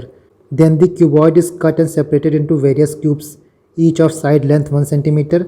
Which of the following statement is correct? पहला ये बोल रहा है कि exactly हमको 15 ऐसे cube मिलेंगे जिसके फेस पे कोई पेंट नहीं होगा, और दूसरा ये बोल रहा है कि there are exactly 6 small cube with exactly 2 faces, 1 painted with blue and other painted with green. मतलब हमारे पास टोटल 6 स्मॉल क्यूब ऐसे होंगे जिसमें से एग्जैक्टली उसके 2 फेस पेंट होंगे, एक ब्लू कलर से और एक ग्रीन कलर से। ना यहाँ पे क्वेश्चन 7 इंटू 5 इंटू 3 दिया है, और क्यूब काट रहा है 1 सेंटीमीटर ऑफ ईच लेंथ। मतलब क्यूब कितने पार्ट में कटेगा? 7 पार्ट में कटेगा। इसका मतलब हमको 6 कट लगाना है। यहाँ का लेंथ जो है वो 7 है, तो 6 कट लगाओ, 1 2 3 4 5 6, तो 7 पार्ट में कट गया, 1 2 3 4 5 6 7। ये आपका 7 इधर से कट गया। इसके बाद 4 कट आपको सामने से लगाना है, तब हमको 5 पीस मिलेगा, तो आपका 1 2 3 4 हो जाएगा, 1 2 3 4 5 पीस हो जाएगा। इसके बाद 3 हमको ऊपर से काटना है, तो आपका हो जाएगा 2 कट, 1 2 हो जाएगा, तो 1 2 3 ये मिल जाएगा, ठीक है। अब देखो यहाँ पे ये बोल रहा है कि 15 क्यूब हमको ऐसे मिलेंगे जहाँ पे कोई पेंट नहीं पहुँचा होगा। तो ऐसे कौन से क्यूब है जहाँ पे कोई पेंट नहीं पहुँचा होगा? वो आपके क्यूब के अंदर का होगा। उसको निकालने के लिए क्या करेंगे, हमने कई बार देखा है, आपको ये पूरा फेस उड़ाना पड़ेगा, आपको ये पूरा उड़ाना पड़ेगा, आपको सामने से ये उड़ाना पड़ेगा, और आपको यहाँ से ये उड़ाना पड़ेगा। तो जो अंदर क्यूब है वो कितना हो जाएगा? ये पूरा उड़ जाएगा, तो यहाँ बचेगा 1 2 3 अंदर जो बेस है, और ये पूरा उड़ जाएगा, तो 1 2 3 4 5, तो 3 इंटू 5 15 क्यूब ऐसे होंगे जहाँ पे कोई कलर नहीं पहुँचा होगा। और इसको आपको फॉर्मूले से लगाना है, तो ये फॉर्मूला है number of smaller cube with no surface painted n-2 का होल क्यूब। यहाँ पे क्यूब है इसलिए n-2 लिखा है, बट यहाँ पे क्वेश्चन में क्या है? क्यूबॉइड है, इसलिए जो लेंथ ब्रेथ हाइट है ना डिफरेंट होगी। तो जो यहाँ पे n है ना साइड ऑफ क्यूब, वो अलग अलग होगा, इसी n की वैल्यू हम लोग 7 लेंगे। लेंथ ये होगा ब्रेथ, ये होगा हाइट, तो 7 - 2 5 - 2 3 - 2 5 into 3 into 1 is equal to 15। ये आपका आंसर आ गया। बट यहाँ मैंने आपको बेसिक तरीके से बिना फॉर्मूले से बताया कि 15 कैसे आएगा। नेक्स्ट ये बोल रहा है कि 6 ऐसे क्यूब होंगे जिसमें एग्जैक्टली 2 साइड पेंट होगा, बट ये गलत है। आप इस फॉर्मूले से देख सकते हो, ये फिर जब हम पूरा ब्लू से कलर कर देंगे, ये जब हम ग्रीन से कलर कर देंगे, तो एग्जैक्टली 2 साइड पेंटेड कौन सा है? ये जो है एग्जैक्टली 2 साइड पेंटेड वाला है। तो ऐसे कितने क्यूब हैं? एक आपको यहाँ मिलेगा, एक यहाँ मिलेगा, एक यहाँ मिलेगा, और एक इस साइड मिलेगा। तो ऐसे 4 क्यूब हैं। आंसर 4 होगा, 6 नहीं। तो जो आपका 1 है वो सही है, 2 जो है गलत है। आंसर आपका ए आएगा। नाउ द लास्ट क्वेश्चन, ये काफ़ी सिंपल क्वेश्चन है। यहाँ पे बोला इनकॉम्प्रिहेंसिबिलिटी जो है उसको हम लोग अल्फ़ाबेटिकली रिवर्स ऑर्डर में अरेंज करेंगे, तो ऐसे कितने लेटर्स हैं जिनका पोजीशन अनचेंज रहेगा? अल्फ़ाबेटिकली रिवर्स मतलब कि ए इधर आएगा, फिर बी, फिर सी, फिर डी, फिर ई। तो इसमें देखो बी कहाँ दिया है? बी ए दिया है, तो बी लिखो। फिर देखो सी है कि नहीं है, फिर एक यहाँ पे सी है, सी आ जाएगा। उसी तरह ई कितना दिया है? 1 ई 2 ई 3 ई, यहाँ पे 3 ई आ जाएगा। फिर एल की जगह एच आ जाएगा, बी की जगह आई आ जाएगा, आई की जगह आई आ जाएगा। इसी तरह आप अरेंज करते जाओगे तो देखोगे 2 आई जो है ना उनकी पोजीशन चेंज नहीं हो रही है, बाकी सबकी पोजीशन जो है वो चेंज हो रही है। तो क्वेश्चन पूछा how many position of letter will remain unchanged, 2 answer हो जाएगा। ये 2 आई की पोजीशन चेंज नहीं होगी। सो आई थिंक क्वांट लगाने में, मैथ लगाने में अब थोड़ा आपको रिलैक्स फील हो रहा होगा। आप क्वेश्चन को देख के हल्का फुल्का कम से कम ये समझ पा रहे होंगे कि क्वेश्चन को अप्रोच कैसे करना है। ये तो सिर्फ 2023 का क्वेश्चन पेपर है। इसी तरह आप 2022 लगाओ, 21 लगाओ, 20 लगाओ। आप ये सोचो कि 5-6 साल का पेपर आप लगा लोगे तो आपकी जो थिंकिंग है, आपकी अप्रोच जो है वो कितनी डेवलप हो जाएगी। सिर्फ इस 1 महीना मेहनत कर लो। इस मई के महीने में जितना सीसेट हो सके, जितने अच्छे से हो सके उतने अच्छे से लगा लो। आई बेट कि 16 तारीख को आपको सीसेट के पेपर में थोड़ी सी भी प्रॉब्लम नहीं होगी। उसके लिए आपको इन 1 महीनों में जो मैं सीसेट इनिशिएटिव चला रहा हूँ उसको कंसिस्टेंटली फॉलो करो। सिर्फ आंसर मत देखो, क्वेश्चन को लो, क्वेश्चन को थोड़ा ब्रेनस्टॉर्म करो, आंसर तक पहुँचने की खुद कोशिश करो।